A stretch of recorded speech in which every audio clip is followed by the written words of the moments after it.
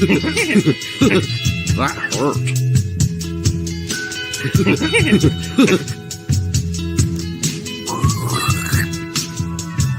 More verticality.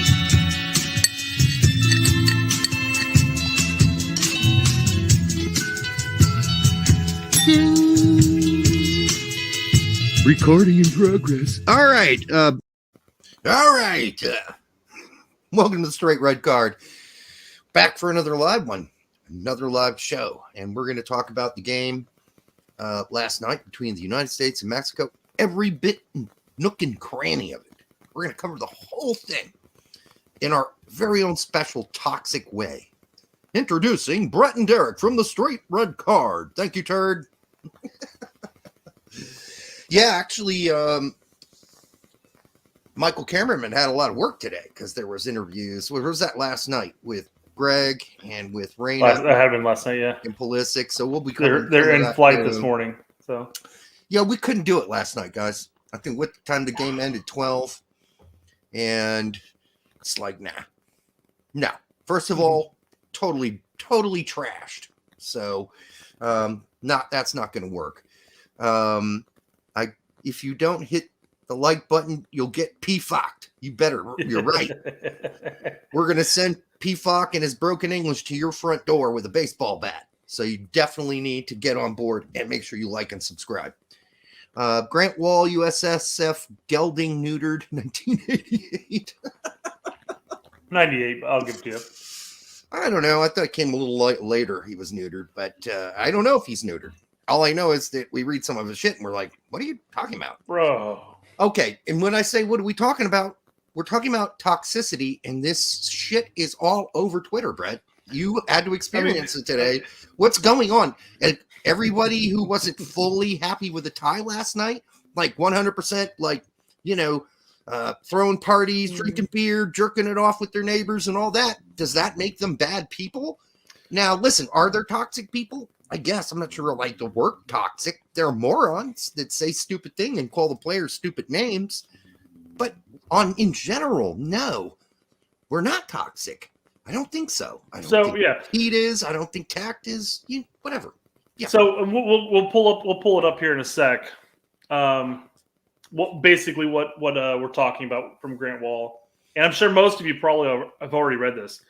But my response to this as a whole, when they talk about there's a group of fans that are toxic. They're toxic. Even if you want to classify that, even if you want to go ahead and label them that, guess what? It didn't just start.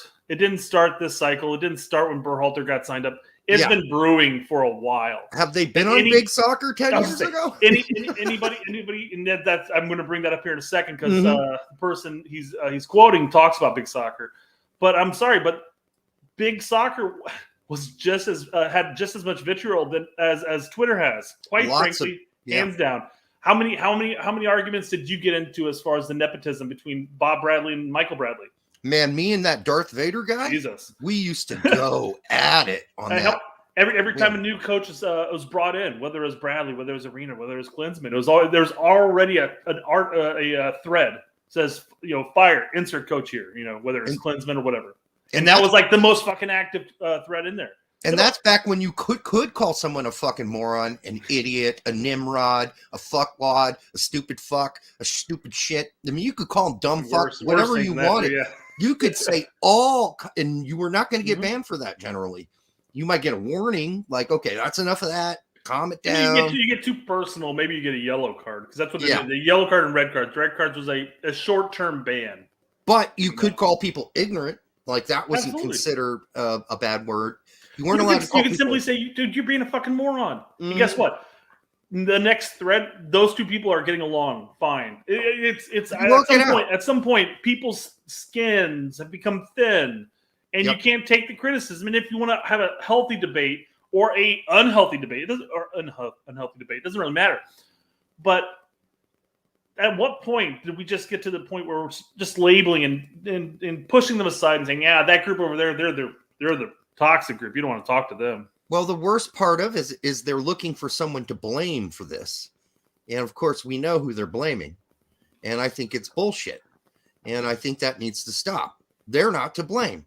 In fact, look at the way Pete covered the show. Look at the way Tack covered the last game and Pete covered the last game. I think they're very fair about it. I don't think anything they didn't call Berhalter any names. In fact, I think Pete gave Berhalter a 7.5 out of 10 for his performance and picking his lineup and the way we played last night. So listen, if there are toxic people out there, Brett's on the Twitter sphere. I'm sure you would see them, but you're not seeing them. You're not seeing all these toxic people, are you? Because I'm not seeing them on Facebook. I do the Facebook. Brett does the Twitter. I'm not seeing them. The people we hang out with are who they're calling toxic. Our fans, our listeners, and the people we hang out with, and their fans and listeners. Yeah, I think it's ridiculous, and it's not fair, and it's overprotective. It's like, hey, this is our territory, right? We're allowed to do the commentary and critiquing. You guys do it, and it's bad. It was like, Soccer OG, his show last night, night before. Anyhow, where he said you have to earn your right to criticize or something to those terms. And we love Max, but I just disagree. You don't have to earn shit. You can say whatever the fuck you want anytime you want. Now, try to make it factual. Try to make it, logical. Try to have something to back that commentary up. Just don't go in laying into players and calling them morons or idiots or you suck or whatever.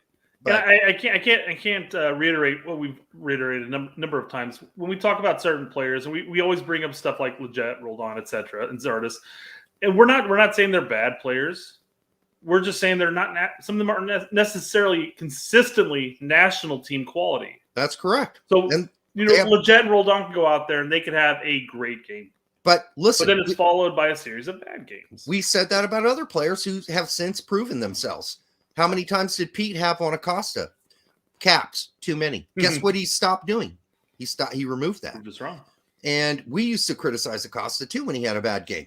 But now I think he is he's a great depth player, as we are seeing now, as he replaced McKennie and had a fairly, decent game, except for the one gal on Foot Mob who gave him a 3 out of 10. Everybody else gave him 7, 7.5, 7, 6.5, 8, and 7.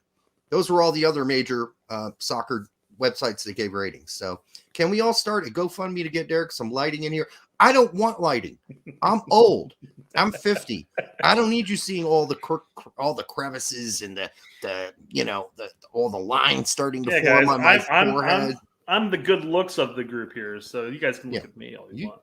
I am the Darth Vader of this show, and I think it's apropos that I remain in the dark. Max didn't seem to mind when I was on his show. Pete doesn't seem to mind. Do you guys really want a close-up of me? Really? No, you don't. Trust me. You don't. All right, 50-year-old man. But let's go ahead. Just hit that treadmill, moisturize, lay off the booze. Have done none of those things. Absolutely zero of them. I don't even know what a treadmill is. I walk a dog 3 times a day. So there's that. Down a hill and maybe a couple miles and back. So thought the looker was Gizmo. Gizmo is a looker. Can't argue with that. He's fucking cute as hell. And he now leaves the room when I put my headphones on, because whenever I get too close to the microphone, which you guys can't see, it makes a screeching high-pitched noise and it freaks him out. So how about Gio Maradona? We'll get to that. And forget I get that, guys. Am I right, boys? I love that whole thing. But let's get the Grant Wall quote out. And I don't know how long ago he wrote this, but do you? It's on a Substack. Yeah, I mean, he posted it today at noon. And guys, we have nothing against Grant Wall personally. He's been on our show. Okay, that was a long time ago. It was like 7 years ago. We don't have anything personally against Grant. So, but I'm not sure this is helping. I don't think this is helping anybody. But he says, the fan continued, "Are these my fellow travelers now? Miserable, angry people who have absolutely zero sense of proportion or enjoyment. People who reliably lose their shit over every single call-up and lineup that comes out before a game has even started." When he says lose their shit, I don't understand that. I just see specific things like Wise and Scally on here, man. I think Scally should have been on here. And by the way, you can't lose your shit on social media. You will get canceled. If you lose your shit and start calling people names and going off and saying, fuck this, fuck that, fuck you, there are consequences for that. So, I mean, if he means in person, which this is what it sounds like because they're travelers, right? Okay, well, I guess they spent a lot of money to go to the game. If they want to bitch, they can bitch. No, I don't. I think he's referring to social media, not necessarily the people the AOs that are traveling or anything like that. And this is quite frankly, going out there and like on social media, and people like, why, basically saying like, why the fuck is Berhalter calling in more over Scally at this point? No, I get it, and that's saying that or saying some variation of that. And all of a sudden, you're like, people are at this point just lumping that all in, like, oh, that's toxic. You're being toxic. You can't be like that. Go more. Woo! And we don't know. Wrong. Go more. I hope he has a stellar fucking game against Panama and lights it up. I hope so. Yeah, but I mean, to give this context, this is all we got, and it's a quote from a fan. Okay, this is not Grant saying this. This is a fan saying this. This isn't. But Grant is giving this light of day on a Substack, so we thought we'd bring it up. Yeah, the fellow traveler thing is an idiom. So it's more about, yes, I get it. Mm-hmm. And then he goes on to say, it's like these fans are adopting the most toxic aspects of English football fandom, minus the hooliganism, as if they think that's what they are supposed to be. I don't think they know anything about the toxic aspects of English football, unless they've lived there and they've gone to the games and they really have, like, if they're a fan of a team that sucks, maybe. But like, I'm a Fulham fan. The Fulham fans are absolutely supportive of the team, even when they were getting relegated from the fucking Premier League. And that's why they're going to go back up again. So I don't know. This is a massive generalization. What are we talking about? Specific fans in the English Premier League or English football? Then name them. Because, yeah, we know some of those roughneck teams, but they've always been that way. And that's the part he says we don't do, which is minus the hooliganism. There's nothing wrong with having an opinion, as long as you're not violent. It's fine. As if they think that that's what they're supposed to be, and then combining it with some kind of weird nationalistic expectation that defies the history of soccer. I feel like it's an era of the rise of the casual but very angry U.S. men's fan. It did not used to be like that. Yeah, it's just there were fewer casual fans back in the day, and now there are more of them. And I hate that term, casual fans. Casual fan, to me, casual fan indicates somebody who doesn't necessarily watch the sport kind of religiously. A casual fan doesn't care. I'll use an example. My brother is a casual fan of U.S. soccer. So is mine. He'll catch a game when he has the time or when we're all grouped together. But he doesn't go out of his way, and he knows certain players, but he doesn't watch EPL or anything like that. That's a casual fan. I think the people they're referring to aren't casual fans. No, I think most of them are actively watching the American players in Europe. They're actively watching MLS if they're MLS fans, and they have an opinion. And quite frankly, you are not toxic if you come out and say, I don't think. And then, mind you, now that we have McKinney out, and we brought in Luca De La Torre anyways, but. You're not toxic if you say, I think Luca De La Torre should have been included over Leggett or Roldan in any given window, for last year, So no, that's not being toxic. And that's not people losing their shit. That's people basically saying, hey, why isn't Luca De La Torre in this fucking roster? That's not toxic. That's somebody having an opinion, and that's just fine. We had that opinion for a long time, and it's just fine. So I just think we need to get over being so super fucking sensitive about this. I think that my brother is a casual fan. Mm-hmm. He will watch U.S. men's national team games on TV, and that's about it. And he's rooting for the team. He doesn't know all the players. He doesn't have an MLS team. He doesn't watch European soccer except for the game's on. He may text you and say, hey, where's McKinney? And you're like, dude, he broke his foot 2 months ago. If there's nobody else on TV, he might watch a Premier League game, but he's not. This isn't like a casual fan. That's what it is. A guy that knows his players, knows the roster, potential roster, has specific players they like. That's somebody who's informing themselves, at least on some level. Now, do they know it all? No, they don't. I doubt they track all the Yanks abroad week to week to week to week, but they might watch someone who does, and they're going off of that information. So, yeah. All right. So that's that. Yep. That's not something Grant said. That's somebody Grant quoted. That's all I'm saying. Well, it was a letter sent to him. And Matt, I agree. I don't know if these people. I imagine these people have to all watch other sports. I mean, we're Americans. We watch other sports. Watch college football, college basketball, watch NFL. And I guarantee you, a lot of these people are fans of those sports. And guess what? There are quote unquote toxic fans there, worse than what we're seeing here. Oh my God! And people keep bringing it up. Bring up supporters abroad and so like you go to Brazil, go to England, go to here, and they're far worse. And it was funny because somebody on Twitter actually brought this up, and I had a great conversation, a small conversation with him. But he goes, all the people who bring up the argument of, look at England, look at Spain, look at Brazil, they're far worse than we are. My answer to that is, why can't we be better? And I go, well, technically, if they're far worse than us, by default, we are better. Yes, that's sort of just like basic logic.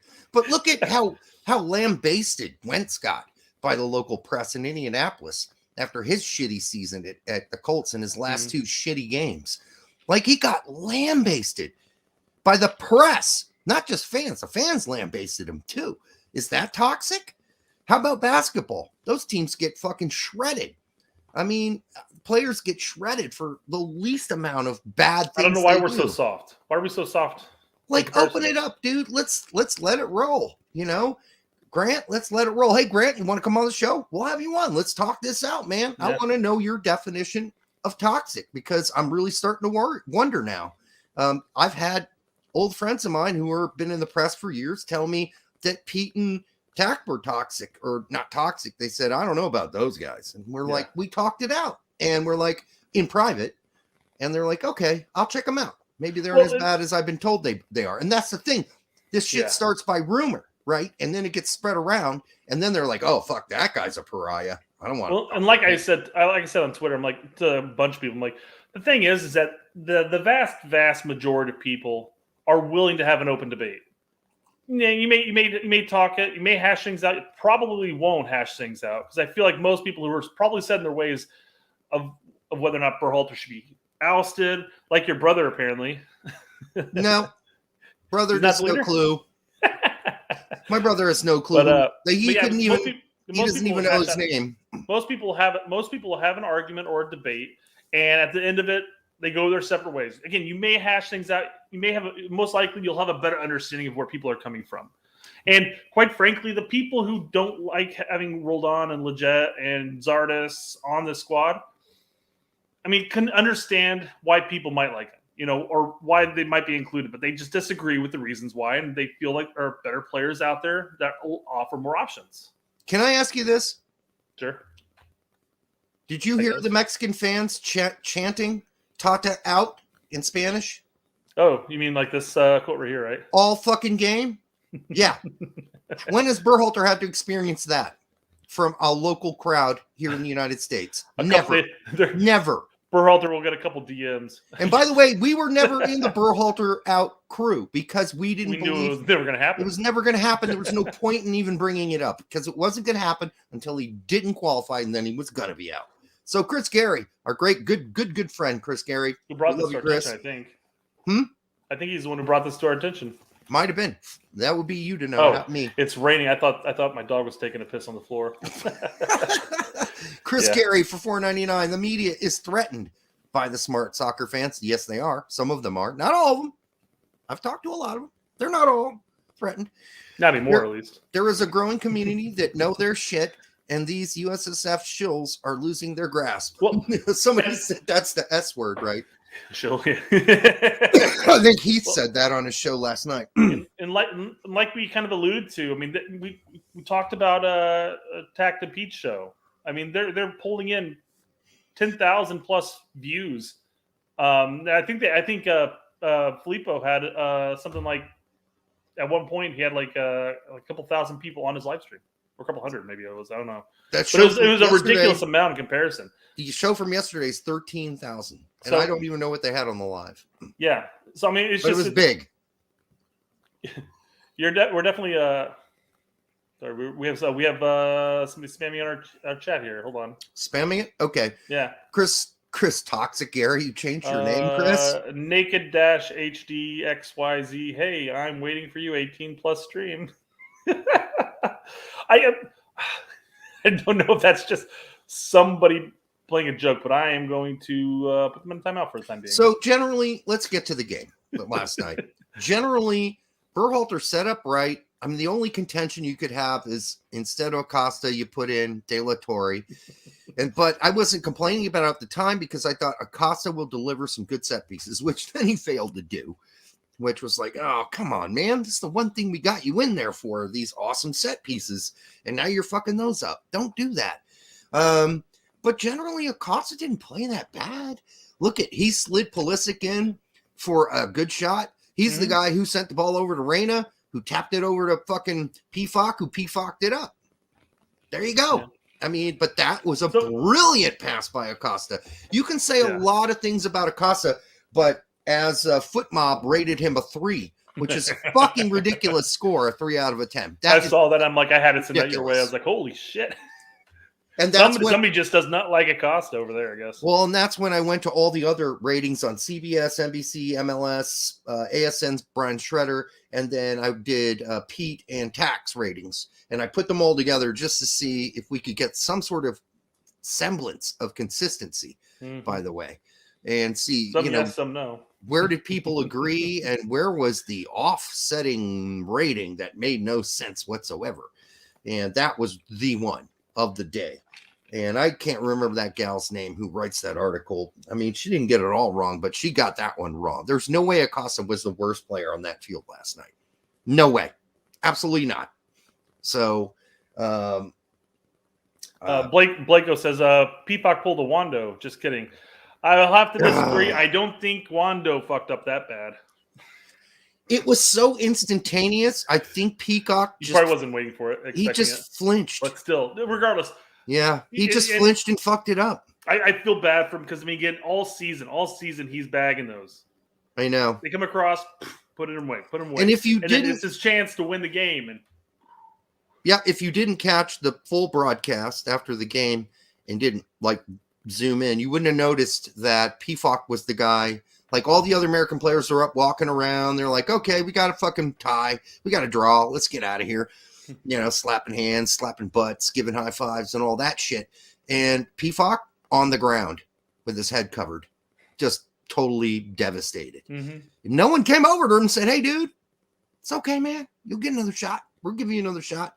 But I did not like when Reyna, when Pifak missed that, did his all, oh my God thing. I don't blame him for. I mean, I agree. I wouldn't have done that either, but I can understand. They're like, oh my God, I was put on a silver platter. I guess it's just sort of like a natural, split second, reaction to what you thought was certainly a goal. I guess I get that. I wish he would have gotten it under grips. He would have done it for a millisecond. Gone, oh shit, I better not do that. Yeah. I got to support this guy. He just fucked up, and everybody's going to be up his ass. So, I'll jump back to that in a second, but David, MLS ratings, MLS has bad ratings. Now, they were really good for MLS players. What? Anyways, back TV ratings? Yes. No. He's talking about the player ratings. Well, we'll go through that in a second. Before we get to player ratings, we'll do some more about this game. Go ahead. Let's jump back to PFOC real quick because there was another narrative getting pushed on Twitter today. A lot of people were posting just imagine if Morris or Areola missed what PFOC missed. How much crap would they take? As much crap as PFOC's about to take. Well, that's the thing, though. PFOC was fucking trending on Twitter. Yeah. A U.S. men's national team player in a U.S. men's national team game was trending on Twitter, and not for good reasons. Yep. So I'm sorry. You can keep coming up with this narrative that there's an anti-MLS narrative. It's bullshit. Stop it. Yeah, the best. There's not an anti-MLS because all the ratings across the board have Zimmerman as the best player on the field last night. Maybe the man of the match. That's from fans. That's from newspapers. Everybody. It's not was up there in the high ratings too. Yeah. So I mean, it's absolutely bullshit. And by the way, Stefan's a former MLS player, so I mean, you really a lot of the players are on their Adams, former MLS, yeah. former MLS player. So I mean, listen, I think we can't go that route anymore. I mean, you're allowed to say whatever the fuck you want. You think there's an anti-MLS bias, or if you think there's a pro-MLS bias, go for it. I mean, there might be evidence to support both of those things, but I'd like to see it.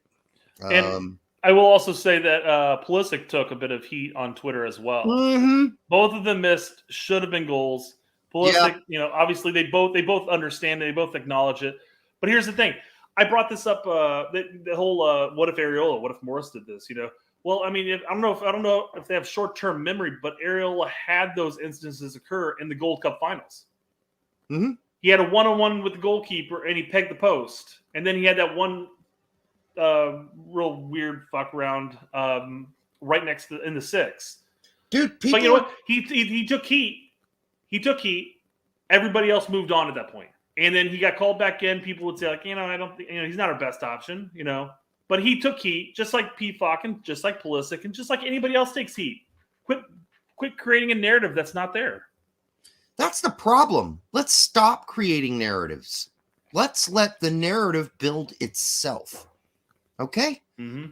That's how we all used to live life. We didn't go, all right, here, let's create a narrative. Let's put a story together that hasn't been written. Let the story write itself. It's called fucking life, people. Not you guys. You guys know that.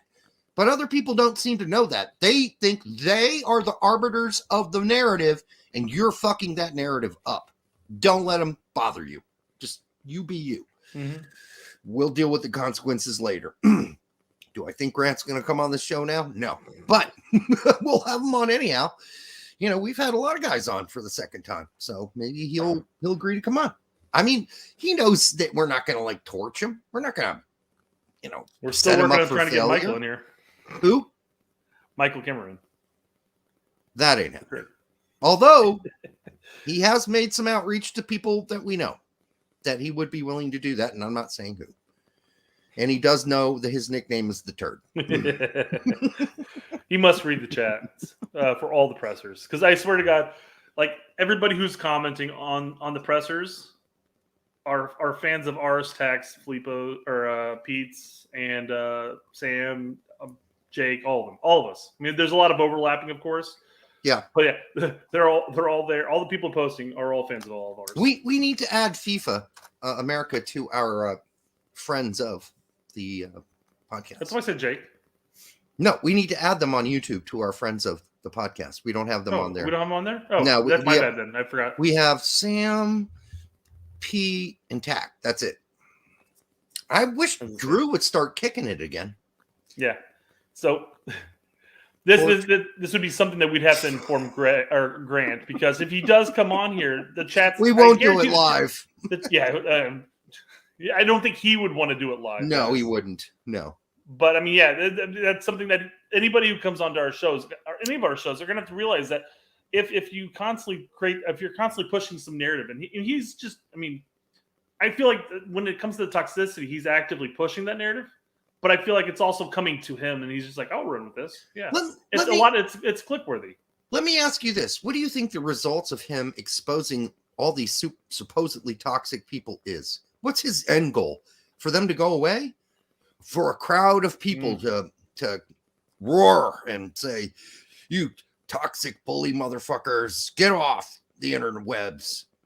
What's the end result of focusing on that? Click, click, click, click, click, click, click, click. Yeah. That's all it is, guys. How many times have we had to put that in our subject line, our title? Because that's what we had to talk about, because some motherfuckers won't shut up about it. So there we go. It's good clicks for us too, guys. But obviously we have a different side of the narrative. Any comments you want to address before we move on to this funny shit with Reina? I mean, before we jump into that, did you want to go over the game at all? Well, okay. So we can go into the game. I already said, Berhalter put in the right guys, I think, for the most part, except for De La Torre. Mm-hmm. And, we had what I think people keep saying 2 massive chances. No, we had 3. Musa was a touch away from a completely open goal. If he had instead of one timing that, had he touched it to his left foot, he had an open goal on the left side. But I don't blame him for making that instant decision because he did get it on goal. He did force a save. That could have been goal 1. It was still a good save.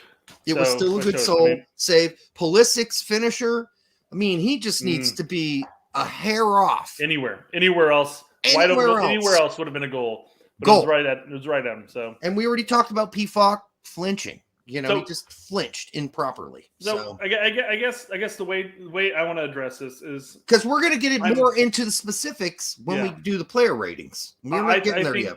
I think Berhalter did a good job with player selection. Yep. I can understand why he played somebody like Acosta over De La Torre, although I would have played Luca De La Torre over him. Me too. Yep. Because I feel like that would have just opened up the midfield and allowed us to run a little more with that rather than playing on our heels a bit. And the way Yedlin played, you could have played Acosta right back. Honestly, I don't think there would have been much difference. Yeah. But I mean, as a whole, I thought both teams missed out on opportunities. Obviously, we gifted Mexico a number of chances in our defensive third by just poor passes. Yep. Well, I mean, even Stefan's pass to Zimmerman. Yep, that was bad. There were just a number of times where we were our own worst enemy, shooting ourselves in our foot. Charlie Davies blamed that on fucking Zimmerman. No, that was a badly weighted pass. In fact, Mo Adu said so on the broadcast live. He said, poorly weighted. It was poorly weighted. I mean, I don't know what you want Zimmerman to do about that. Maybe he should have just cleared the fucking ball into the stands or kicked it 50 yards down the field. Mm-hmm.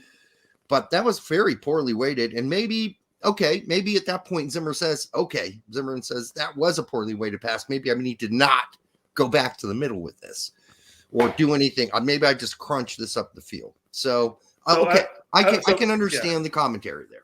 So again, I think Berhalter did well, quite frankly, and I think quite frankly he outcoached Tata in this match. I did too. So I don't think there's much I can complain outside of the fact that for the last 15 minutes, and I understand why he went this route, but man, when you start taking players out and you just start chucking in center backs for like 15 minutes, you're gonna get nonstop bombarded by attacks, especially against a team like Mexico.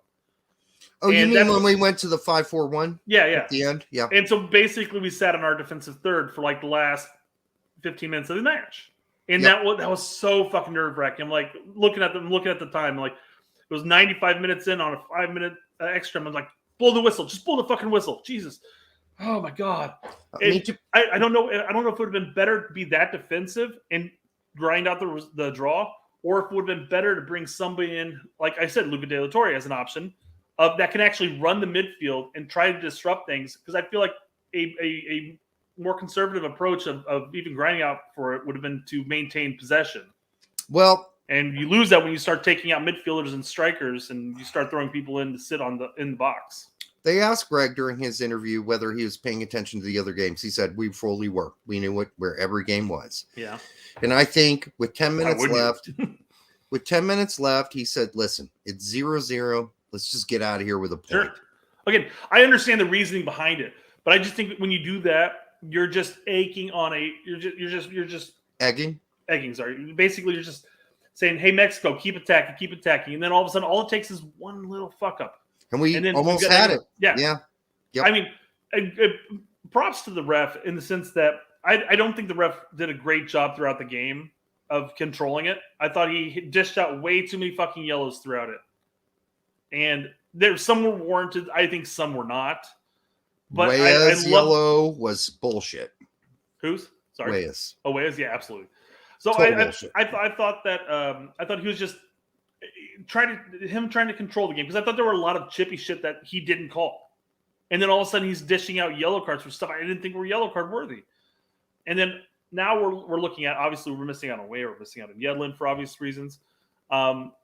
But I did have to give him props on not calling the PKs, and then finally yellow carding one of the dives. That was I thought he should have yellow carded both of them, to tell you the truth. But yeah, I mean, but I'm glad that I really don't have many complaints about the referee crew. I thought they were fairly inconsistent across the board. Okay, I guess. Well, he issued out almost equal amount of yellow cards throughout the match. He did 3 apiece. I thought it was 2 apiece. I guess if you're looking at it, there's a difference. If It's it's a bad ref one way, that's bad. But if it's a bad ref both ways, and okay, well, it's not good, but can't have a complaint because you're not being picked on, I guess. Yedlin's yellow was earned. He earned that fucking yellow. That was a bad tackle. Stupid tackle. It was unnecessary, dude. No, I don't disagree. I don't disagree. And then he scorpioned him at the end, too. So that's not good. You don't do that. And he's out, obviously, for next game. So, hello, Shaq Moore. Welcome to the starting lineup. But generally, the game was, I thought, played very well. I didn't sense a lot of constipation from the players. I didn't sense a lot of fear. Well, shit, I thought they were very confident. Yeah. I thought they were very confident. I thought that generally, Berhalter put the first 2 subs of Reina Pifak were really sound subs. And whereas Tata waited forever and then he didn't play like Lanez or Altoona. What the fuck is that dude doing, man? No wonder the fucking Mexican fans were up his asshole. Graf Bussier. I was watching the game with a lot of Mexican Americans who support El Tri, and they were incredibly confused and relieved when we just stopped trying to attack. I was actually so embarrassed watching. Well, I mean, you mean the end of the game. 15 minutes or whatever, yeah. I wasn't embarrassed because I knew what Gregg was doing those last 10 minutes. I'm like, yeah, he brought in Long and he brought in Eric Palmer. I think Mexico had far more chances once we bunkered down. That's absolutely correct. I honestly feel like it would probably have been better if we would not necessarily continue to attack the way we did all game, but at least throw some midfield players. Like I said, bring in Luca De La Torre who can run the midfield a little bit more and stretch out Mexico rather than just. So you're 10 minutes left to go. You're going for the win instead of the point. It depends, I guess, on how the game's going and how our players are gassed. But I get his rationale. I said that too. I understand why he did what he did. I just think when you start bringing in 4 center backs, I wouldn't have done it. You bring in 4 center backs and a wing. You have your left back as well. Obviously, Jedi didn't go out. And then you have Adams. Adams went out. But you have you still have Acosta. And who came in for Adams? Who's playing in the midfield with Musa? Musa was gassed. Nobody replaced Adams. It must have been it must have been one of the center backs. Long must have came in from or something. No, like that. we moved to a 5-4-1. Yeah. So nobody replaced Adams. We just moved to a totally different formation. Yeah, that's true. I guess yeah. So again, it's just I understand the rationality behind it, but man, when you go into that bunker, man, you're saying, hey, Mexico, take your chances. And they had several of them. They're really close. Oh, by the way, those commercials for High Expectations, did you see those on CBS? Oh, you didn't have the Paramount feed. We had the Paramount. Well, we didn't do the Paramount feed. I watched it on YouTube TV. There's still commercials, but we bounced away during the halftime show. Oh man, there's a horrible movie on there called High Expectations. It's a soccer movie. Yeah, I went and looked that up because you texted that. I'm like, I have no idea what the fuck this is. Yeah, it's with the guy that used to be on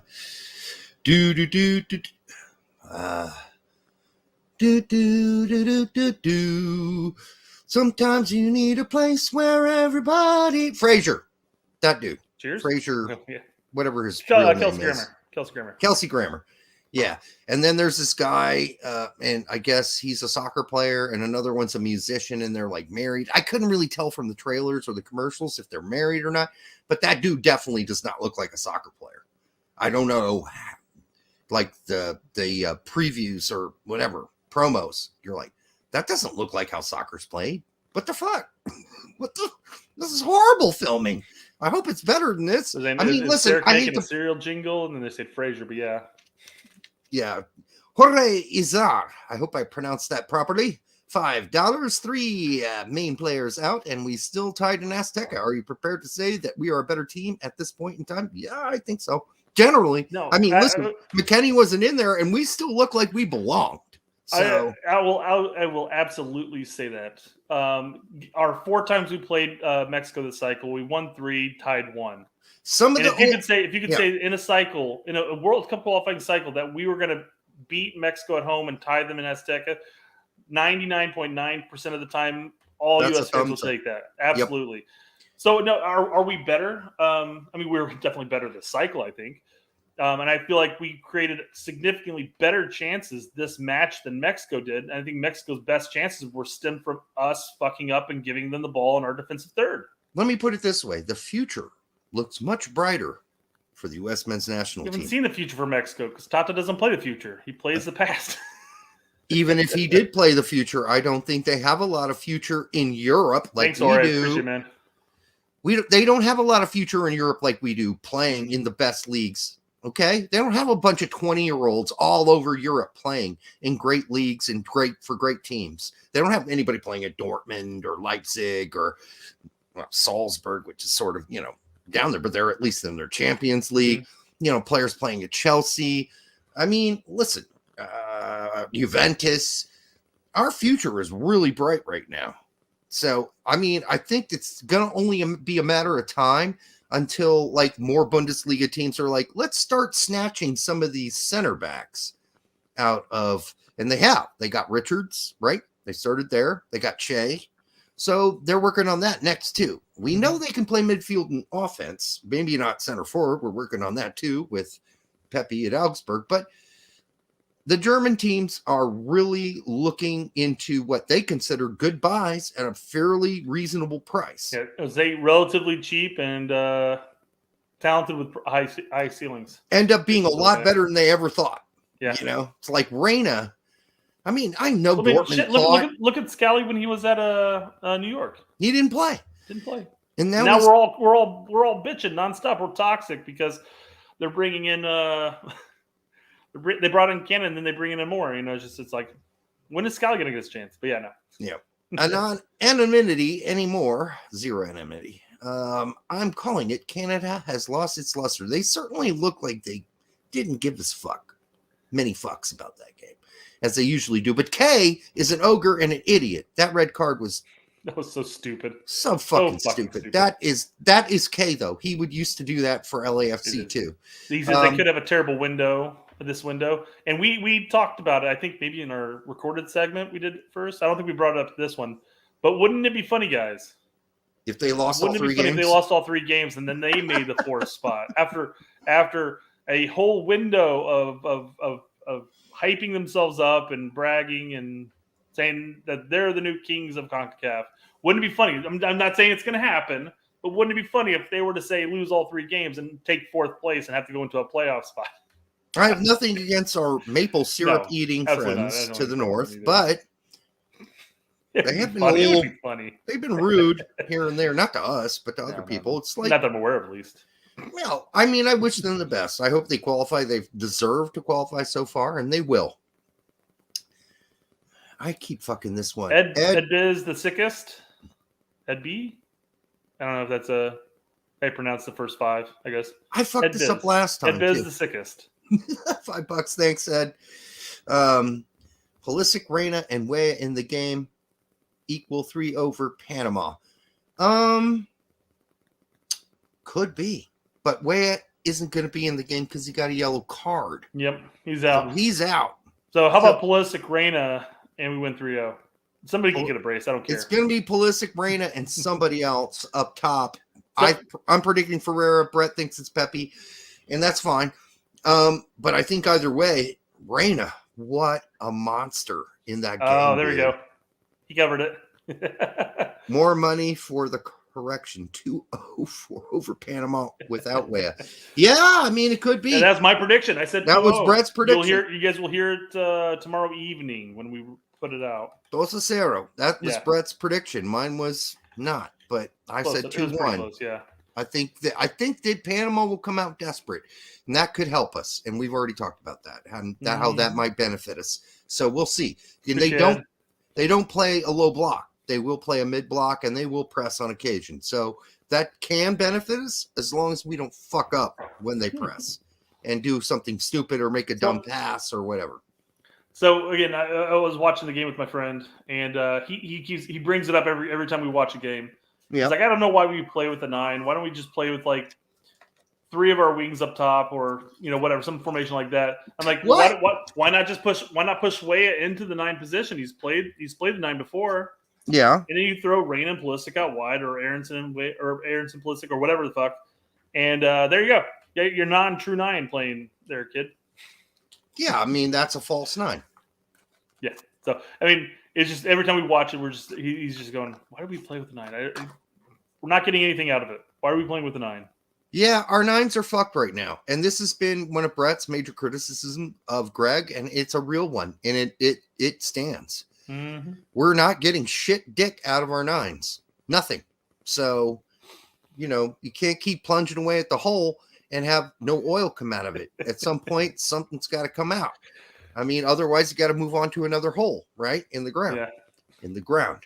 I didn't want to get too gross there. Another hole. All right. So that's something we don't want to do on this show. Let's not get too graphic there. Come on. I didn't. I did an oil thing, an oil reference, pumping oil out of the ground, not booty. A little bit of a girl. So let's go to this is some of the best shit. Unless you got more to talk about the game. No, we can move on. I think we can move on. We're 46 we'll still cover it, but yeah. I mean, if somebody comes up and has a comment that, addresses something in the game we haven't talked about, like, I mean, listen, we haven't really talked about Reyna's dribbling through like 6 players. That's fucking amazing. What he did there was like, I'm like, go, Reyna, go, Reyna, go, keep going. So okay, here's the question. Rewatch that video. Rewatch Pulisic on the left. What was he doing? Him trotting up there? He jogged. He was gassed at that point. He was gassed at that point. But yeah, I don't give a fuck. Give one last sprint and then pull over the cramp and get subbed out or something.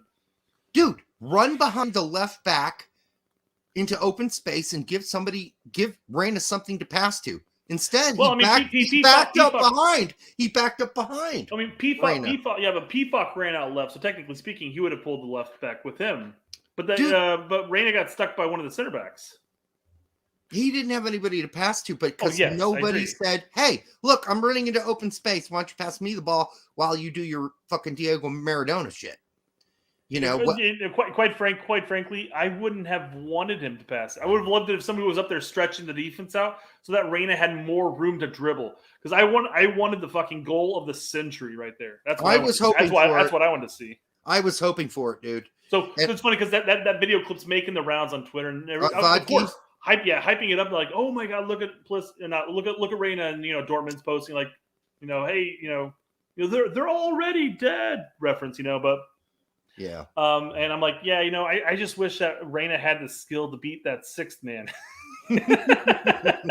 And by the way, the guy that stopped him was the guy that fucked up in midfield and got all the way back to play center back. So good for him. There you go.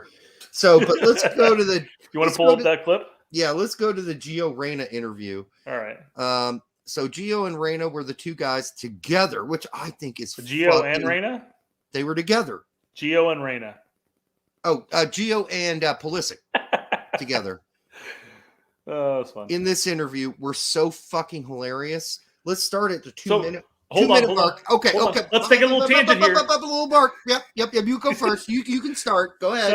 So guys, we're not gonna watch. Well, I guess before we do anything, let's jump on this real quick, just because I don't want to take another break and go back to this. Pfok ought to be ashamed, informed, but jogging.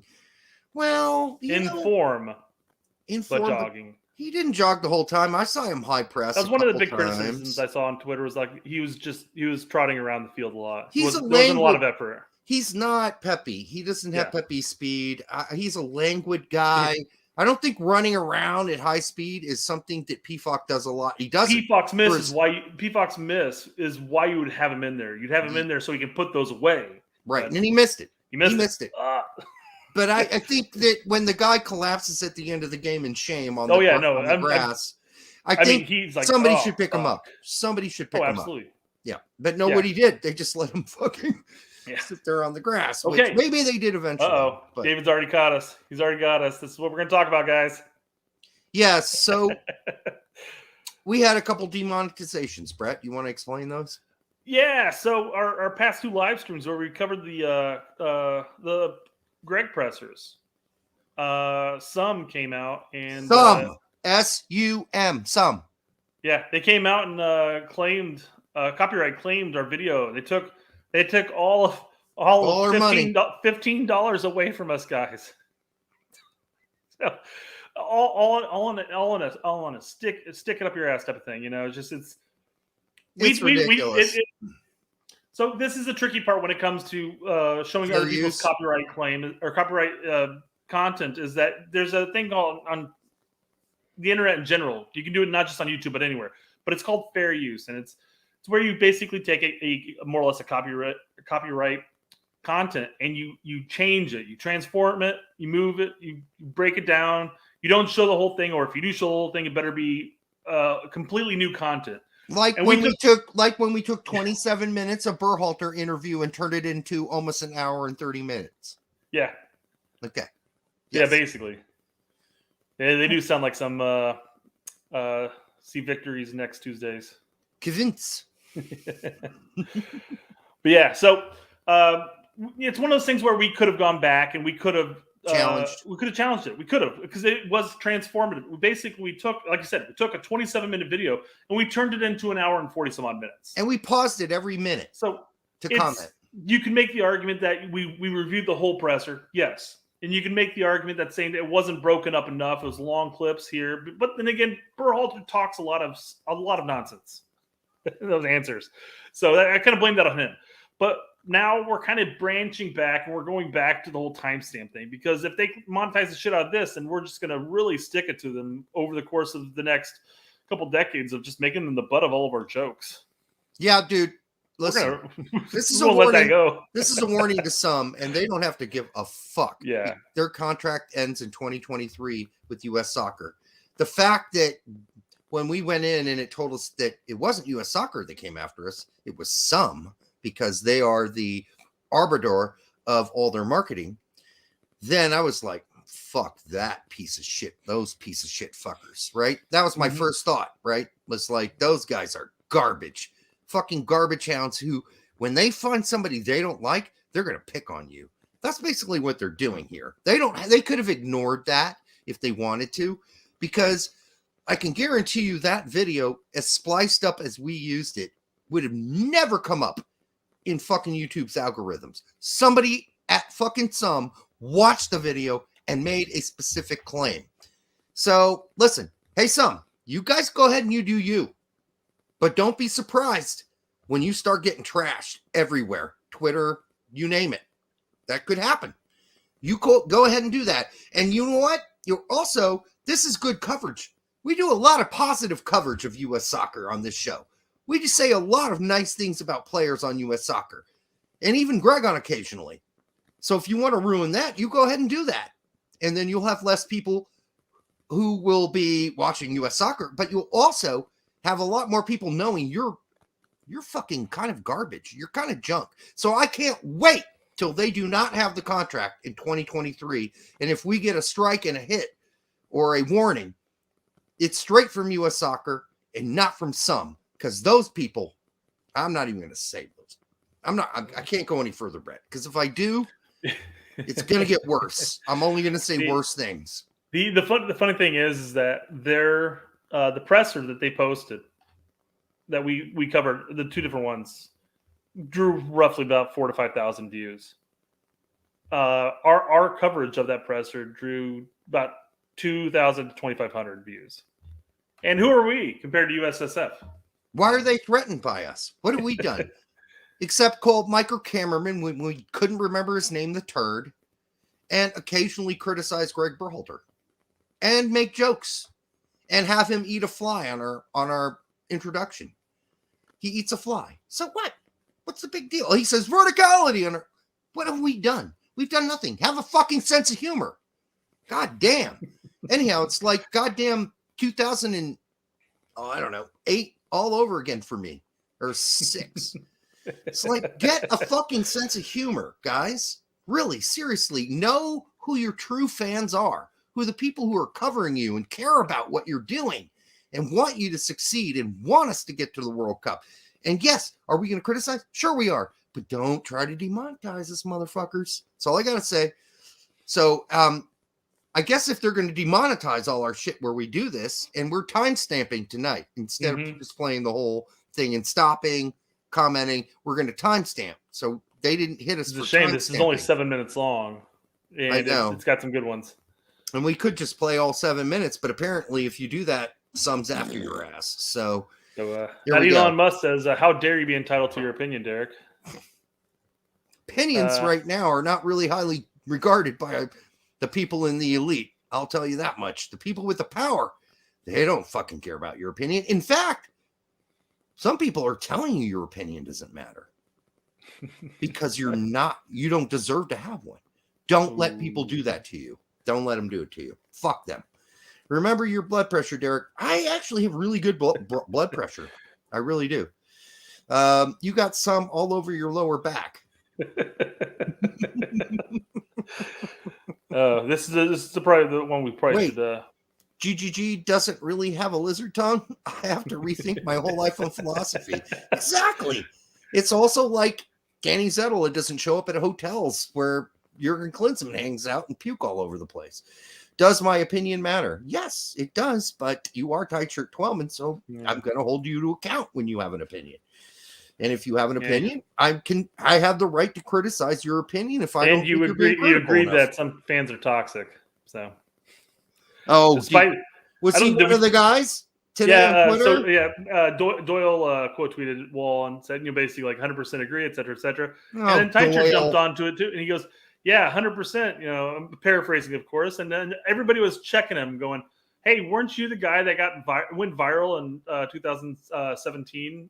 What are we doing?" Yeah. So it's okay for you to have a criticism and a complaint and yell, and for us it's toxic. I know we jumped back, guys, but and Greg, Lawless saying, "Hey, pretty boy with all your fucking tattoos," criticizing Pulisic and being really toxic. I guess for some that would be sounding very toxic. If someone else said it. Why does he play like he just woke up from a hangover? Woke up hungover. I think that he's being told to pinch in constantly. Yeah, I feel like that's got to be the system. But at least he acknowledged and he dropped the hero ball antics. Mm-hmm. So props to you, Pulisic. Keep it going, man. We need you. We need you on top of your game, man.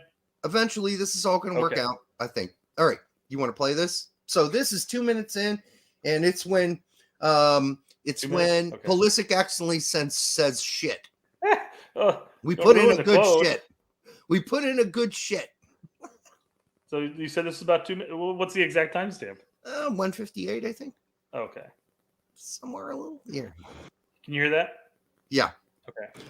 Yeah, and it was definitely a tough game. It took a lot out of us. I think I'm really proud of the way that the guys just put in a shift and the effort. Right there. Look at that point in the end was really big. Has to be Ron Blanc. Look at that face. The boys really put in a good shit. Oh my God! I post somebody. Men in Blazers posted this initially, and they do like a zoom in on Pulisic talking, and whenever he says it, it zooms in on just Reyna's face, and I fucking lost it. I was laughing my ass off. I had to shut the door to my office because I was laughing so fucking hard. This brings me this is kind of like an F1 thing. If people know Formula One, it reminds me of when oh God, I can't remember the driver, but his crew was they were communicating right before the race, and they were telling the tires everybody was wearing. So in F1 you can wear a soft, a medium, or a hard, and they told him, okay, so we've got so and so on softs, so and so on mediums, and nobody's got a hard on. And he just started bursting out laughing on the headphones, communicating back. And they're like, he said, okay, Lando Norris, what's funny? He said, I'll tell you later. It's another one of these. Like, he said shit. Reyna heard it. He couldn't contain him smirk. Seriously, that was so good. I had tears coming down when I was watching this. I watched it probably about 40 times before I finally said, I need to stop. Some kid's going to walk in. I'm sitting here laughing and crying at something. There's more good minutes in 3 minutes. Yeah. Let's go to 3 minutes. Another uncontrollable laughter. I love this kid's attitude, man. It's killing me. I love it. I think Pulisic always needs to be partnered with Reyna.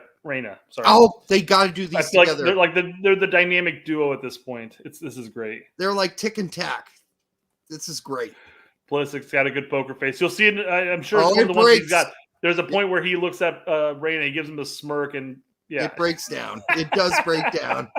We're gonna cover that. Oh man. It's Okay. fucking awesome. Here we go, guys. And Christian, your thoughts? Like, do you feel positive or mixed about it? I'm assuming that's probably you probably don't want to go any further than that. You probably just want to see the crack up, right? Yeah. But it goes on. The crack up for Reyna goes on a little bit longer. Watch him try to control himself. Well, we can jump back into it here. Just few more a second. seconds. Let's keep it broken up. But yeah, it's just he loses it. Like it's just like they meet eyes, and Pulisic kind of give him like the tiniest of smirks, and then he just loses it. Watch how long it takes Reyna to get his shit together.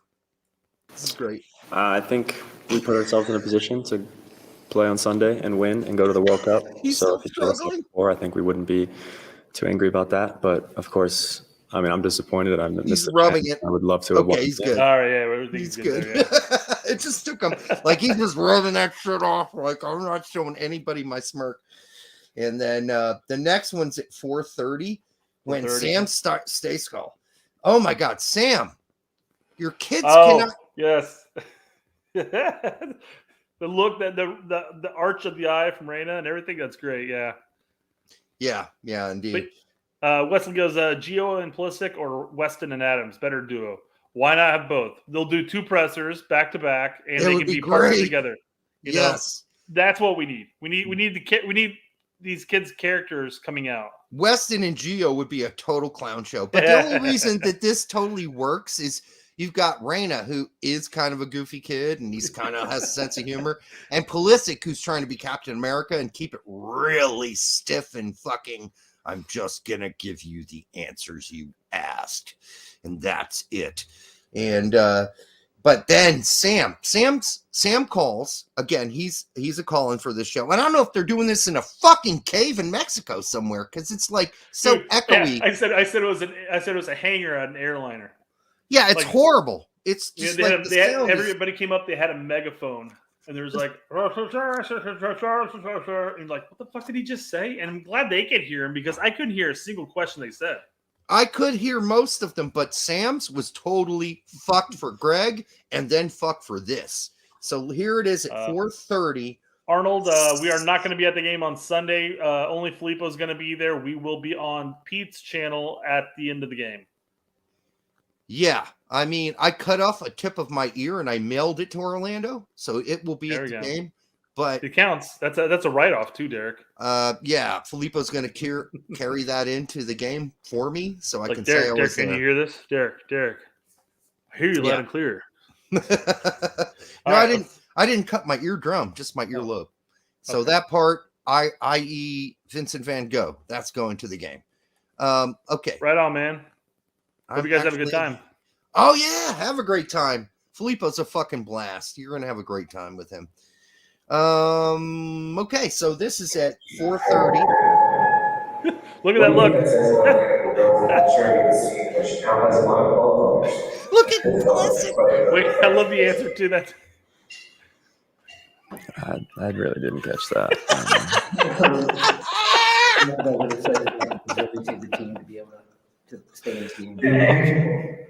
We got most of it. Oh my goodness! This is like his dogs barking in the background, his kids screaming and yelling. It's like, Sam, go to the man cave, set up your fucking laptop, and get away from that shit for 5 minutes while you ask this question.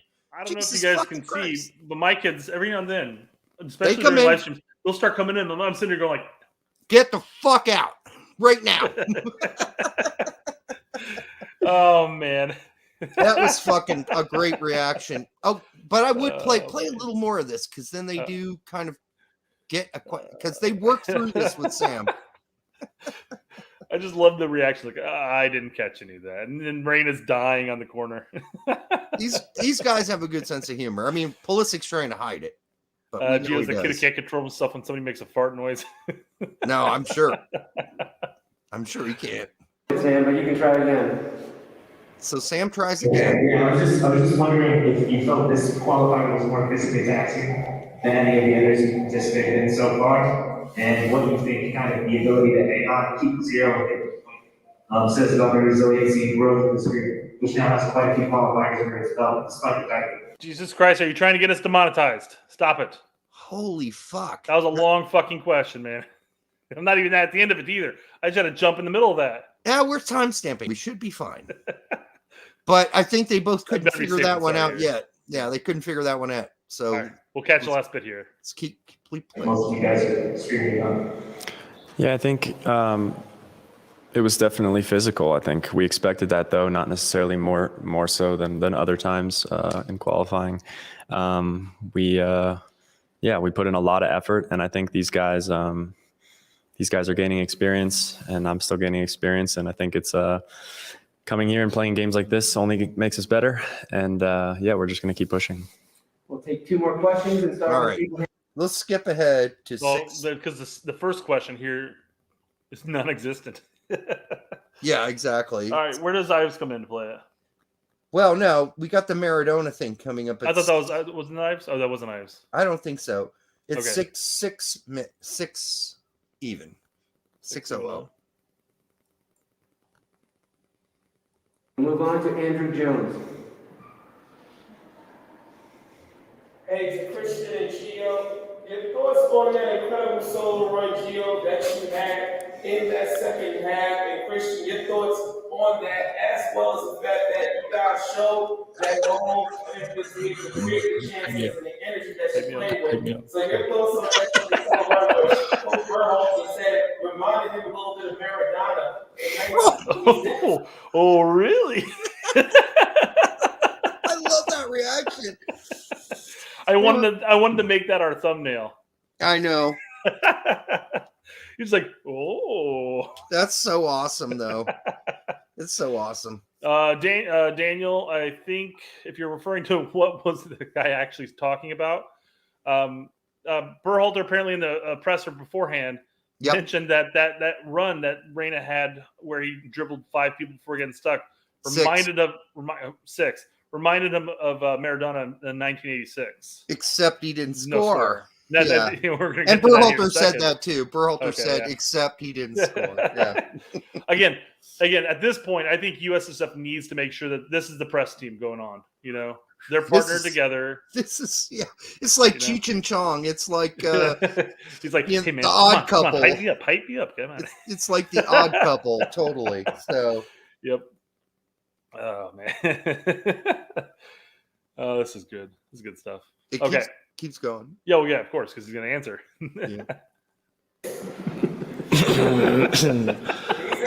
I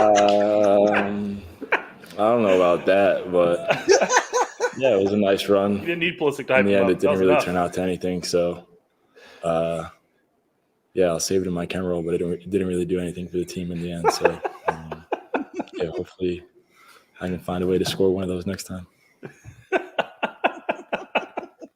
It's great. Oh, man. This is fucking great. Anyhow, we need more of this, people. Yep. I think if U.S. Soccer figure out that this is fun to watch, other shit not fun to watch. This fun to watch. In fact, we both watched the Berhalter interview after this game and decided we're not covering that at all because there's nothing in it. There's no actual real information. It's just platitudes and generalizations. It's more Berhalter head coach fluff. Mm-hmm. I mean, he just goes out there, says a generic answer to a generic question. Yep. It's not worth jumping into. So let's pop to our player ratings. But before we do our player ratings, let's pop up other people's player ratings. Because I went all over the interwebs. He's scared the interwebs. And I created an Excel sheet like it was 1998. And put it together so we could pop it up here and see how everybody else ranked everybody else. Now, when I say Foot Mob, I can't remember the gal's name. CBS is Roger Gonzalez. MLS is Ben Wright. ASN is, or NBC is Andy Edwards. ASN is Brian Schroeder. And then 11 Yanks is obviously Pete, and tactical manager is obviously Filippo. So I took all of their scores for all the players. There are 0 or 1 out of 10, I think is what they do. And this is what they came up with. And then we have the average on the very, very, very far right of what all of them came up with. And of course, the best player out of all of that, as far as their ratings was Zimmerman. Real quickly, the turd decided that it was his decision to put those two together. Well, Michael, if that's what you're doing, if that's what you're planning on doing on the future, you are doing well. I will not complain, and you're still welcome on this show. Neither Pulisic nor Reyna called you out and said, "Hey, man, you're nitpicking too much." Yep. Which I thought was funny, by the way. But it was funny to see how hard Pulisic tried to stay stoic during that. Like, I wish he would just loosen up a little, but the fact that he doesn't makes it even funnier, actually. Yes, I am an extreme nerd, I guess, as far as I created an Excel document. Oh, you're talking about the same guy that tracks all 332 players overseas. So yeah, I'm an extreme nerd. It's very true. It's a great point. So let's start with Stefan. And FootMob gave him the best score at 8.5. All right. MLS gave them the worst score at 5.5. I'm not sure what let's jump back. I mean, Stefan got an 8.5 from FootMob. Yep. I'm just saying. I mean, he made a couple saves.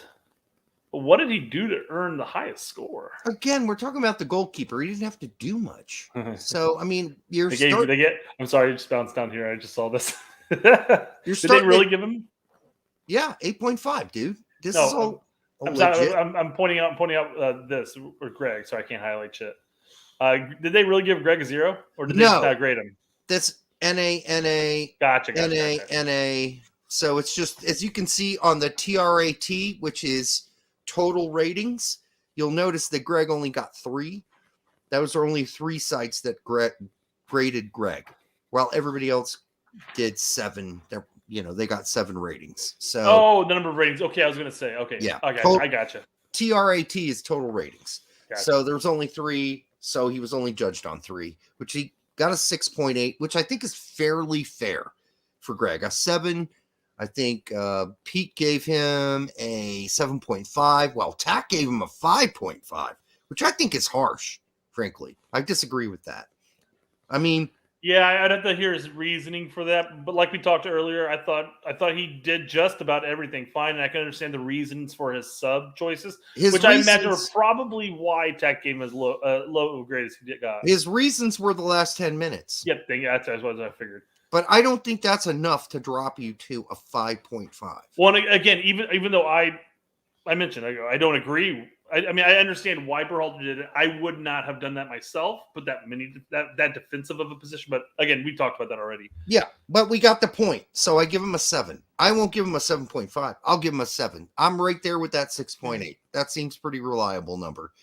Stefan, I'm fine with the 7. Yeah. Stefan, yeah, go ahead. Out of all these people, he gets a 7, which is fine. But I don't know what he fucked up. He made a couple bad long passes. Other than that, I don't think he fucked up that bad. So I would have given him an 8 instead of a 7. But what, for 7 you're saying? Yeah. I would have bumped him up to like a 7.5 at the very least. Where do you start players on this grade system if you were to do this? I guess you start it like we used to. I mean, you started at a 10, right? And see how bad they fuck up and take it away. I'd almost look at it, say you start at 5 and you work your way up or down. 5 would be your I don't know.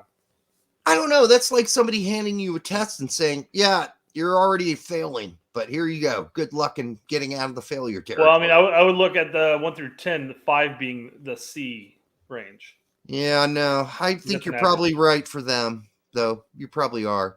But I'm just, we're trying to read this and then give our own opinions on the rating. Because Jedi got a straight, he's got a flat 7 after all the ratings are added up. But FootMod gave him an 8. So did 11 Yanks. But then MLS gave him a fucking 5. What game did they watch? Okay, so I don't know if you were reading the tweets I was putting up there, but yeah, everybody's talking about how the MLS ratings were awful. And they were awful. I made the comment at the very beginning of the show saying, no, the MLS ratings were great for MLS players. Well, we're going to see that, right? That seems to be a running theme there. Yeah. That's column 3. Yeah. But, Stefan was an MLS player. But they gave him a 5.5. What game did they watch? Did they watch the game? Very slightly above average. I mean, that's the way I would read that, but yeah. Listen, look at all the other scores for Stefan. 8.5, 7, 7.5, 6, 7, 8. Like, only the 6 is close from Shredder. All right? 5.5? That's like he had a horrible game or something. 5.5 sucks. That's like barely above average. Barely. And I think he had a better game than that. I thought he had some good passes out of the back. I thought he was very solid. I felt my biggest complaint with Stefan was his distribution, and it wasn't terrible by any means, but there were definitely a number of distributed balls that I was like, what the fuck was he passing to? What was he doing there? Well, and but you can't be. I mean, you're never going to be perfect by any means. And so I don't think he had a bad game. I don't necessarily know if I'd give him an 8 or an 8.5. I wouldn't either. I would give him a 7.5. Sure. And I'd give Jedi a 7.5 as well. I thought he was a lot better than a 5. The fuck is that? I mean, the complaint was he didn't get back and play defense. Yeah, he did. What game did you watch? He did get back and play defense. I mean, tailing into the end of the game, he was gassed. So there were times where he wasn't necessarily running back at full speed like he was 70% of the game. It's like maybe like the last 50 minutes. When we started adding all the center backs, and maybe he wasn't checking back as far, but yeah, he got gassed as the game went on. But then again, everybody who was in there for the full 90 were gassed. Did I say Miles? I meant Jedi. No, you said Jedi, yeah. You said center back. All right. No, I said once they start throwing in all the center backs. Oh. He stopped bolting back. Miles getting a 6.7 here. I think it's pretty close to being somewhere around the 7 mark. 6.7 is the average on the right side. I think averaging all those together was fine. I think that's about where he was. But a 6 from Foot Mob? I don't think he was that bad. Jesus. Zimmerman, highest rated player in this chart. Got a 7.71. He was fucking solid. I would have given him an 8. Thought he was solid. Mm-hmm. I thought, God, just look at the way he directs and moves around that back four, dude. And he dominated the air. Anything in his vicinity, he was on it. He had one error, and if you blame that error on him, you didn't watch the game. And you don't know what a heavy-weighted pass is. And that's the problem, I think, with that score by both. Well, what fucking score was it? I can't believe Shredder gave him a 7. That's surprising to me. But MLS, yeah, they're fucking things up left and right. But that was not on Zimmerman. Now, what was on Zimmerman is he didn't just clear it when he realized that ball was way too heavy. He should just kick that shit down the field. And instead, he tried to go sideways, and that fucked him. And it got us into real trouble. But he did get back and fix the problem. He didn't just sit there and go, "Oh, I fucked up. I'm going to." So did Stefan too. Seven ended up making the save. So he did finish the mistake he made earlier. You know. Yeah. Now the scores for Yedlin were pretty even across the board. I think the only thing is that NBC gave him a 6.5. I don't see how they get there with that. And TAC gave him a 4, which is pretty harsh. But a 5.5, I think, ends up being correct. I think that's about where he was, a 5.5. Would you disagree? I'm trying to take what I gave him as our grade because we usually do a letter system. We do grades, but nobody else does. So, you know. So I was not made aware that we were doing a number system. So I was not necessarily except for like 10 minutes before the show. It's like shit. I gotta start calculating what would my grade, my letter grade. But I do think 5.5 is around the right score. I think he was just a little over average. But there were definitely some mistakes made. He had some decent runs into the attack. Definitely not a game to write home to by any means. No, he had a bad game. So I was hoping for a 7. I would say probably a straight 5. Okay, that works for me too. You're there with Foot Mob and Adams. Oh yeah, I see what you're saying. Yeah. Nobody else. All right. Adams. Maybe I don't want to agree with that now. Adams got a 6 8.36 total out of all of the ratings. Ooh, 8.5. But NBC loved him, and I Christ. get it. He played some good defense, and but boy, he had a couple big errors, like in the box and near around the box, that nearly cost us the game. Which I imagine is why Tack and Pete had they were a little relatively harsh. low. Yeah, they're too harsh for me. I wouldn't have gone in with a 5. I'm going with a 6. 6 or 6.5. That's what I was going to say. I was probably teetering more towards a 6.5 on that one. I mean, you got to count all the fires he put out too. Yeah, you got to count those. So. And not only just fires he put out, but the coverage. Because I mean, there were times where he would cover back and stop a play from being passed to an open man. He may not necessarily have touched the ball or broke up the play, but he covered back a lot. Yeah. So no, I mean, you got to take all that into consideration. Now this next one, Acosta, he ends up with a 5.86, which I think is just simply ruined by Foot Mob, who gave him a 3. Oof. What the fuck game were they watching? What the fuck game were they watching? I just want to know. Because did they miss the Pulisic slip pass? Did they miss the chip to Reyna that went to fucking Pifak, who almost scored? Well, they gave Musa a 7, so maybe they thought all those plays were done by Musa.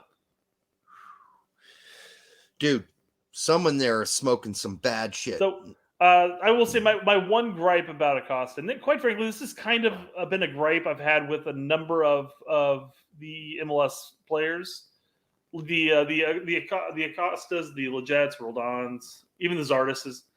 There's that they have to take a couple extra touches when the ball, more often than not, when the ball gets passed to them, they have to take a couple of extra touches just to collect it and control it. Yes. And at that point, they get pressured, which is why you see like Leggett, for the most part, when he was playing that true 8, not necessarily the offensive-minded 8, but when he's playing the true 8, he did a lot of back passes because he would take one touch and then he would clean it up with the second touch. And at that point, he was being pressured, passes back. That's fine. And I'm not discrediting Acosta's game. I thought he had a great game, but I'm just saying that would be my one beef is that he had almost a lot of those times he had to take a lot of extra touches just to bring it under control. I'm fine with that, but I think he's still 6.5. But I would have liked to seen better set pieces from him. But he did make 2 of the most important passes of the game, and for that, I'm giving him credit. This person that gave him a 3 is a fucking moron.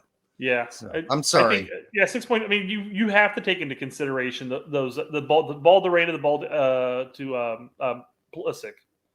Those are some really nicely weighted balls that got over the defense, and he had a couple other ones that it was going to be the perfect ball to get up and over the defense, but the defender just barely got to it and disrupted the play.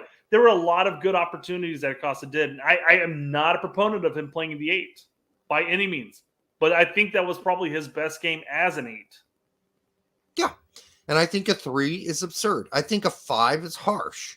But a 3, that's absurd. It's absurd. So we just disagree with, here we go. Pete and Tact as well. I think it's above a 5. I would give him a 6.5, maybe a 7.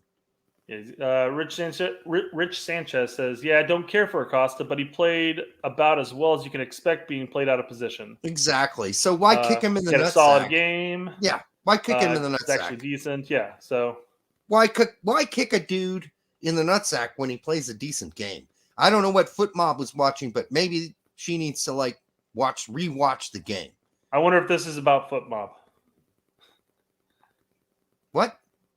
He goes, they seriously gave Lozano a 9. And I don't know who they are, so I'm assuming since we're bitching about Foot Mob that maybe that's who it was. Might be, yeah. It makes me wonder about trusting any of the ratings going forward, frankly. Mm-hmm. Musa, however, she loved. She gave him a 7. So did Brian. So true, yeah. And I wouldn't have given him that high. I mean, Tactical and fucking 11 and Pete just railed him. Well, no. Quite frankly, so did CBS and MLS. Quite frankly, because they're all in that range. Well, nobody went as low as Pete with a 4. Yeah, and I didn't think Musa deserves a 4. Now his average rating is a 5.7, and I think that's more where he should be, a 5.7. I think that's more realistic. I think that's kind of how we play. Probably a 6 would be a good score for Musa. I didn't think that there was enough going on there. Yeah, 9 shots off target. Sorry, I'm going through the chat because I have to block yet another porn bot. They keep going on like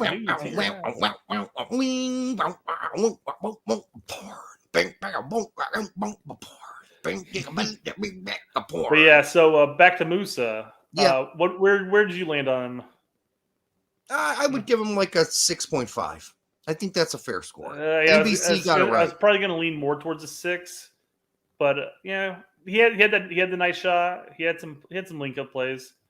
I think he played a little further back than I would have preferred him, especially looking at Jake's map. Again, not sure if that's an overall heat map, an averaged heat map, or what. But yeah, similar to like the last window, I felt Musa played a little further back than I would have preferred. I don't know if that's his fault. That's a very good point. It could have, but it could have just been, him, Greg saying, "Hey, Musa, you're great in the pinch, tight spots. Why don't you stay back a little further so we can move the ball up the field?" I don't know. Could have been it. No, I think it's part of Gregg's system. The ball's going up the left wing, then the left center midfielder, who was Acosta, is allowed to advance to help the attack, whereas the other two midfielders are supposed to hold and be prepared just in case there is a loss of possession and a counter. There you go. But yeah, I think a 4. Pete, a 4? Rewatch that game, dude. A 4? I don't think that's fair. Pulisic. Oh, hold on one second before we jump off Musa. Spencer Nunn says, "What did Musa do that was above average?" See, I don't know how their grading system works. I'm looking at 5 of being average. I just don't. I think that's so low, like 50%. I don't think it's a percent thing. I think you're literally looking at, again, if you take a grade, let's just say you take a grade system. A C is the middle grade, it'd be the middle score. I'm thinking 5, which is why you see a lot of 5s. I mean, at that point, are you going to say that many people say that there's going to be a below average grade, a score? I mean, no, I think it's. We have to talk to each of these people individually to get how they're grading. I don't know. I mean, to me, there you go. If you give it a he test, follows it up with saying that Pete and Tech say that 5 is an average game. They do. I don't think Musa was that bad. I think he was on the ground too much, but I don't think a 4 is fair, and I don't think a 5 is. I think 5's more fair. I think a 6 is. I think he played better than that. He had moments. I think he had moments. He had okay link up. He had the opportunity on goal that was saved. He got fouled. He got hacked. Yeah. He earned us free kicks. I mean, it was. Again, it wasn't his best game by any means. I mean, we're splitting hairs. Hairs. Regardless. 6-5, whatever. He's not a 4 though. You guys are the ultimate post-game show. Zimmerman was a stud on defense. Yes, he was. I thought Reyna was the most talented player on the field. That absolutely was sure. Absolutely. Thanks, Roger. Thanks for Roger. Absolutely. 100% agree. Zimmerman was a rock. And Reyna's onto something special going forward. Yeah, he treated. I'm going to make a joke here, but he treated those Mexican attackers as if they were fans from Nebraska. So cones. Cones. All right, Pulisic. Footmob gave him a 7.5. Like what? A 7.5? Oh, I'm looking at Pepe there. Pulisic, sorry. For a completely open goal miss? I don't think so. I think there's a lot of high grades here. Yeah, but then look at the low ones. Fucking Pete and Tack fist fucked him up the butthole. Seriously, dude. Yeah. Ouch. I would not have gone that low. His average score was 5.5. I would have given him a 6. Honestly, for the game, I would give him a 6. I thought he had some good moments. I thought he had some good runs. I thought he got fouled and gave us some good set piece opportunities. I don't know what he's supposed to do. I think one thing that we have to take into consideration when we talk about Pulisic is that every single Greg, yeah, definitely something we need to take into consideration. Pension. But I really think we take into consideration that the opposition definitely makes sure that they're not necessarily man marking him, but there's always somebody next to him. Oh yeah, they're closing him down. He barely has time to react, and more often than not, I think he does okay in the sense of getting out of something, and he draws a foul. But I mean, Reyna came in and he had far more room to work, and maybe that's just the opposite side of the field. Maybe the Mexican right side was just stronger, against Pulisic. Well, I got to say, CBS and FootMod fucked this up. 7.5 and a 7 is way too high. 7.5. You must have been shooting up heroin while you're watching the game at that time. Because what? That would have been almost an acceptable score if he would have put that away and won. Yep, exactly. That's a funny way how rankings work, because you can have a lackluster, mediocre game, but man, if you get that game-winning goal or a game-saving clear off the line, your ranking just goes through the roof. Yeah. So or if you miss a complete opportunity, then I don't know how you can down. I don't know how you give a guy that missed a sitter a 7.5. 100%, yeah. Yeah, that's too high. Which I think, given that he was not as effective as you'd want him to be, and given that he missed that sitter, is probably why Pete and Filippo gave him as low of a score as he did. I'm just guessing the foot mob reviewer was high during her. Yeah, probably. Reviews. Oh my god, these fucking porn bots. More? Yeah, I just had to ban the fucking third one. We are hot on X Hamster right now, so I get it. Weah. 6. Hold on. Chris says Pulisic really wasn't that bad. No, he wasn't that bad. He wasn't that bad. No, yeah. I would say he was a 6, somewhere around there. Weah. So I guess we're not doing our grades anymore. The reason I'm doing this is because I just wanted you to get like a consensus of the people that usually put out the ratings, and just review that instead of just giving our ABCs and Ds. And if everybody likes the grades, the letter grades, we'd be more than happy to jump back to that. We could still do this. We could still do this and talk about it and still give our grade. But mind you, we talk about our grading system is so different that every time we talk about it, we always have at least 4 or 5 people in the comment section like, you gave him a B- and said that he had a bad game. That's not a bad grade. I'm like, well, it was in my house. A B- was not good, and a C+ was definitely anything in the C range was bad. So we keep telling people that, and it's like, God, I'm getting tired of repeating myself. So let's just do their shit and see how that works. So Weah got a 6.6. I think that's fair for the most part. I look, these are all pretty even. 6, 7, 6.5, 6, 7, 7, 7. At that point, you're splitting hairs and you're taking into consideration what you like most about the player. And Weah is definitely our offensive beast when it comes to getting into the attack. And he got behind that right back a lot. And he petered out in the second half. So well, he hadn't been playing all that often, and you're playing at high altitude. I mean, right. Happen. And here's where there's not a lot of outliers. He got the yellow card, though. Yeah, so I would have given Weah like a 7. I think that's a good grade for him. 6.5, 7. That's not bad at all. I mean, I guess I would probably teeter more along the lines of the 7 again. Again, he was an offensive power in that sense. I mean, you round 6.6 up. That's 7. Mm-hmm. 110 people watching, should have 100 likes. Like the stream. Thank you, Spencer. 110 people watching, we should have 120 likes.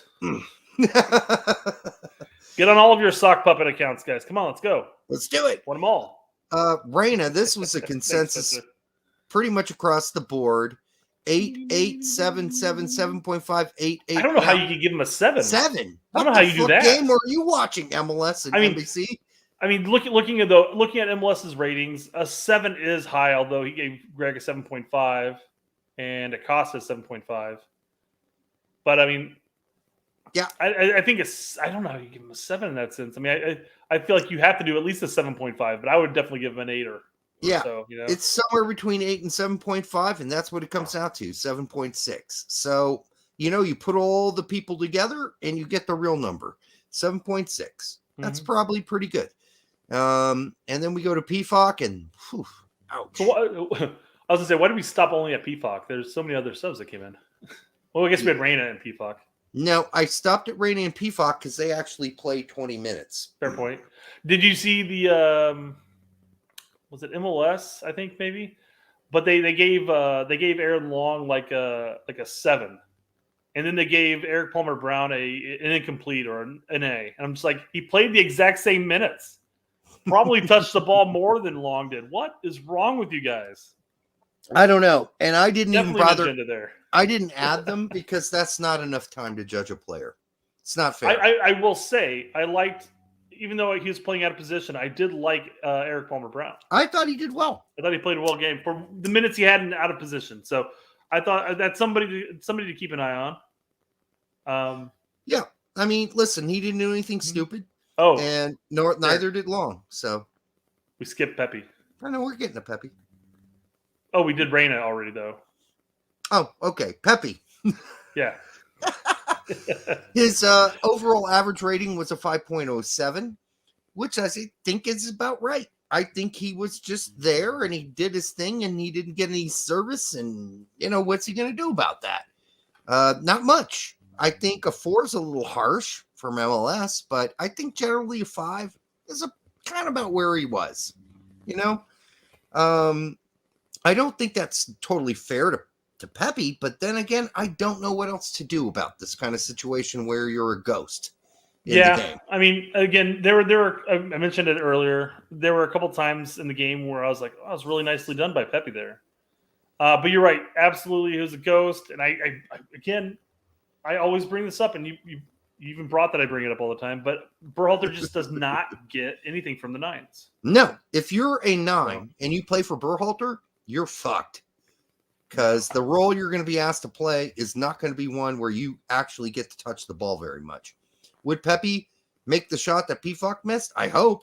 PFOC should have scored the goal that PFOC missed. Based on PFOC's record, that's a goal. And as I say, if you're in front of the goal and that ball's coming across and you had a choice between Pepe and PFOC, at that point I'd probably take PFOC because he is putting those goals away consistently for his club.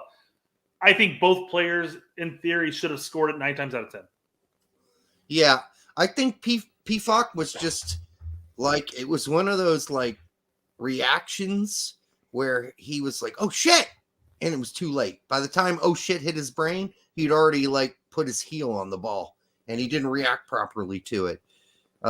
So he fucked it up, guys. It happens. Here's a great response for it. Anyone could make the shot PFOC missed. The real question is, can you really say could possibly miss that shot?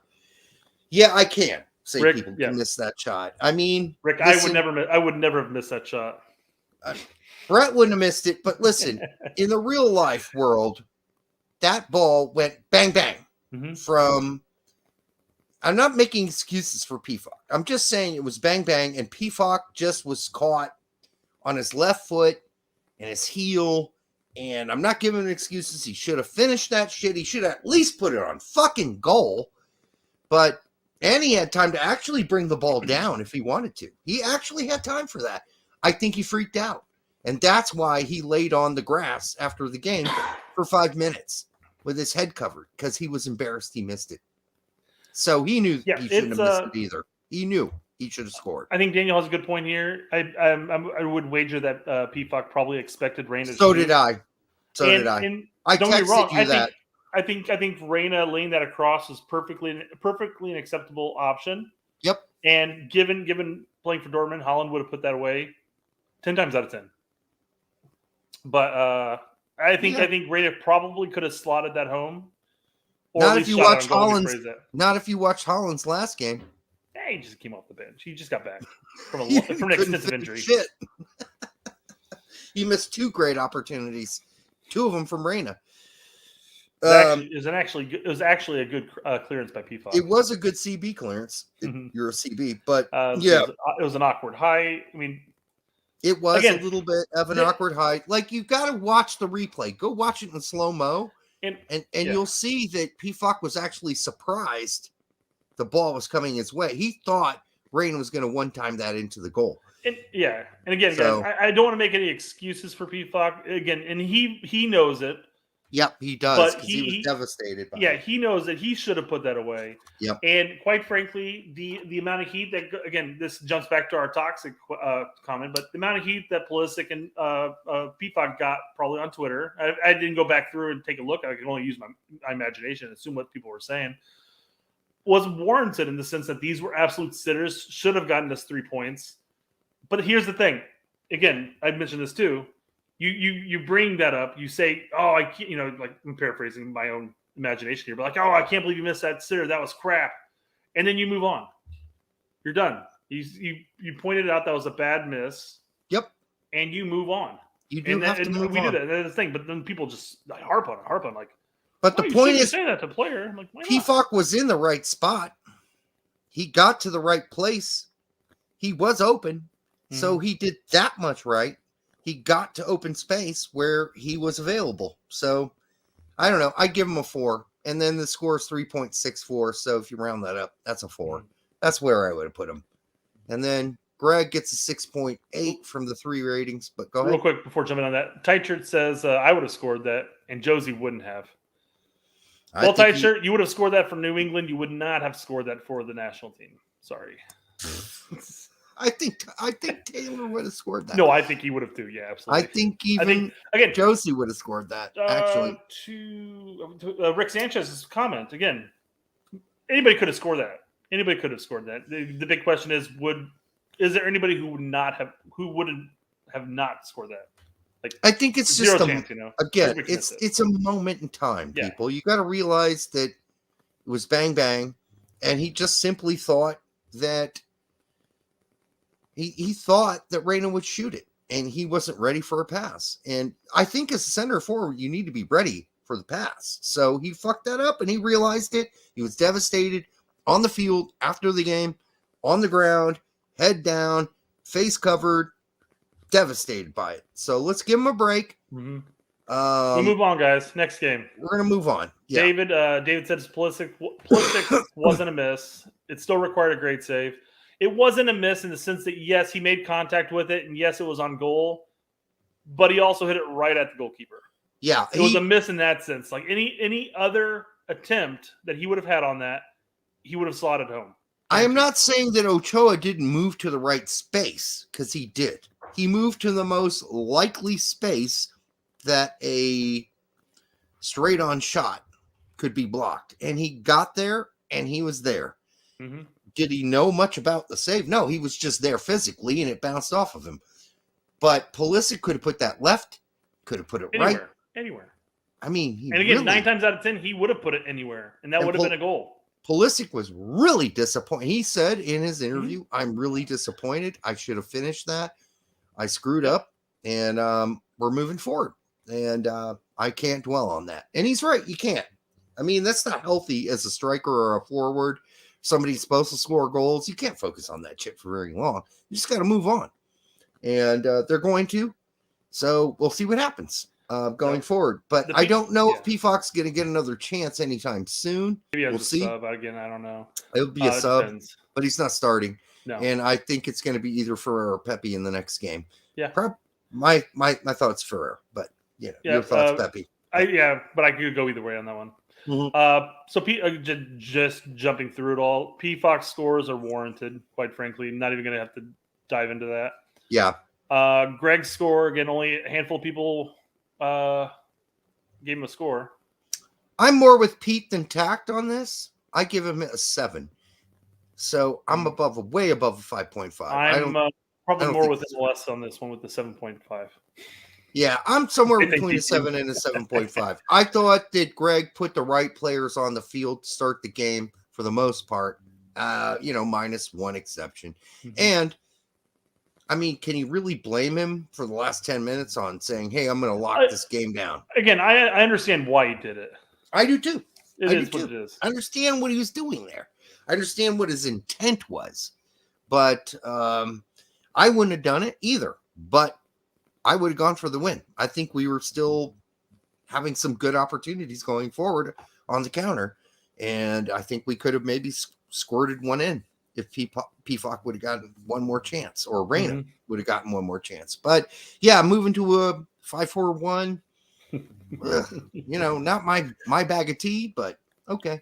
Thoughts on Italy? We talk about in the recorded segment, but yeah. Yeah, and that'll come out after this one.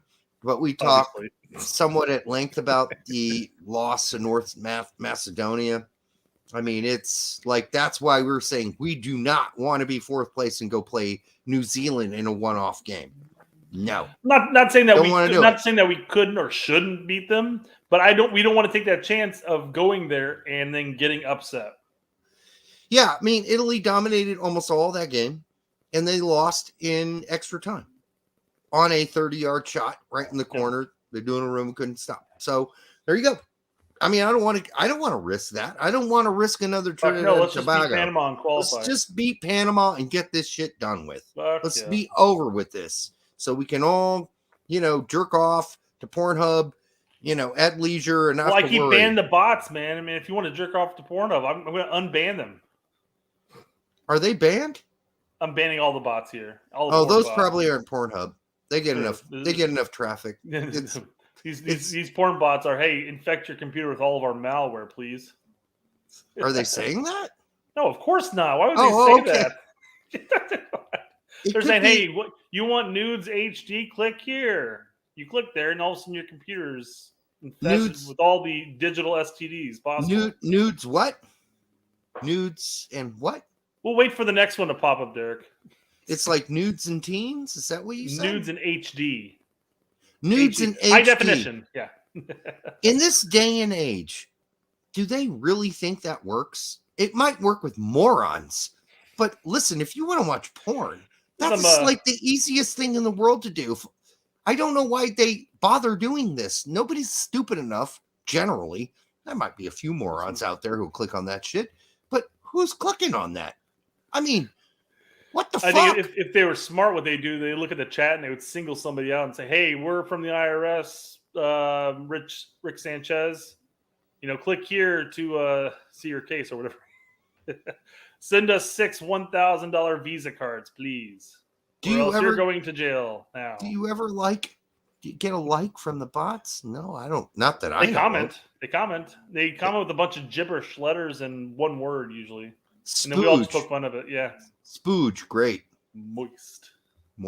Awesome. That's all they do. This is what I was going to joke about. But boomers click on the porn bots. No, we don't. I'm not a boomer. I was going to say somebody like 75 watching our show. Maybe I'm a Gen Xer. So this whole thing about like boomers are like my parents. They're in their 70s. So I don't get this. I mean, there's a lot of boomer shit going on.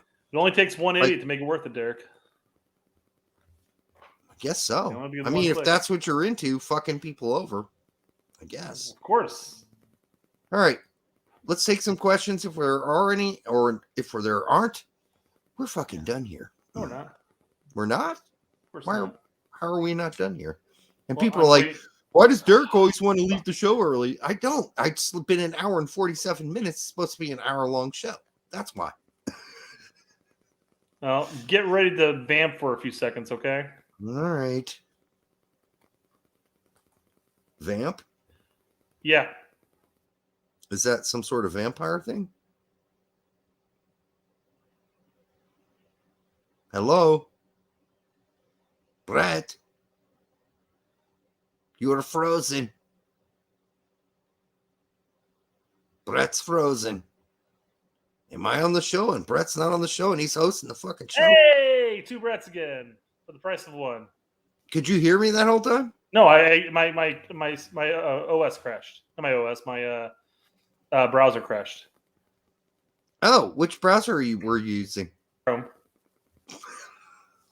Well, I've had this issue just recently where I click things too quickly, and then I don't know if it's ever going to pop back. Like, if it's ever going to go away from not responding. So my answer is just to close everything out and reopen it back up. So Chrome has some issues too. No, it's me from clicking things too fast. My computer's not as good. My computer's like 11 years old, but it's still powerful enough that I can run StreamYards on fine. But it's with any technology, if you click on something and it's loading, and if you keep clicking on something, it's going to drag it down. It's going to take longer for it to load.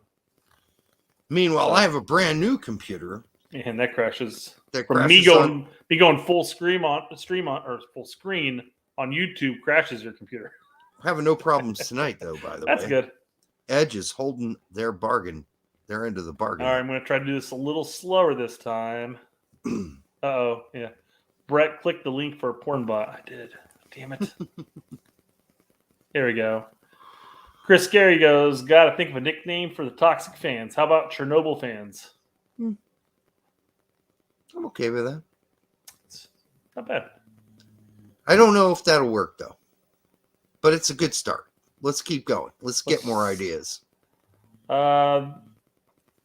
Sports Zebra, sorry. Those guys don't get most engaged fans now played the game, and many are involved in the game, coaching or officiating. What the fuck does that even mean? Those guys don't get most engaged fans now. Played the game, and many are involved in coaching or officiating. I don't know. I'm lost on that one. Fuck is that mean? Sports Zebra. Stop. We're talking about the. We're talking about. It's funny because I said Zebra. I didn't even realize it said Anfield up there. Yeah. Maybe they're talking about the fans that the. Maybe he's talking about the fake fans for Wall. The fake Berlin or Taylor said that. You remember he's like half of his followers are like fake. I assume this person can write a coherent sentence and it's not offense, but that makes no sense whatsoever. Maybe much like us, he's had a couple bevs. No, I mean, this was 2 hours ago, and if he's in England, man, it's late. All right, hold on. You go to the next thing. I'll be back in 30 seconds. Can you do that? Sure. My dog's crying. Hold on, down the hallway. Hold on, I want to figure out what's going on. Right on. Hey guys, what's happening? Let's see here. Going back to the first question, those would be radioactive fans. And that's the big thing as far as the toxic fans. I imagine you guys are still at that point right now. We kind of jumped forward, but we are smarter than before. And this was the big argument that we had during the whole toxic debate on Twitter, is they're like, it wasn't toxic before. It wasn't toxic before. I'm like, bullshit, it wasn't toxic before. The thing is that more and more fans now have access to games. They're watching more shit. They're following the pressers on YouTube, even though USSF has a really horrible job of updating with videos on YouTube as a whole. The media presence sucks balls. Maybe until they watched our show, who knows? Maybe they're like, maybe our media presence does suck balls. But yeah, it is the more fans. We're getting smarter every year. We're getting more and more smarter fans. Yes. So, is this the next question from official Nebraska True 9? Yeah. Is USSF similar to a fundamental church? Sunday morning sermon is full of good feelings, but come sun night, the preacher be bringing hellfire and brimstone. It's a great way to filter the sheep, actually, because unruly goats will leave and not come back, but I digress. I digress. That's a fucking classic there. That should be poetry. That should be a poem.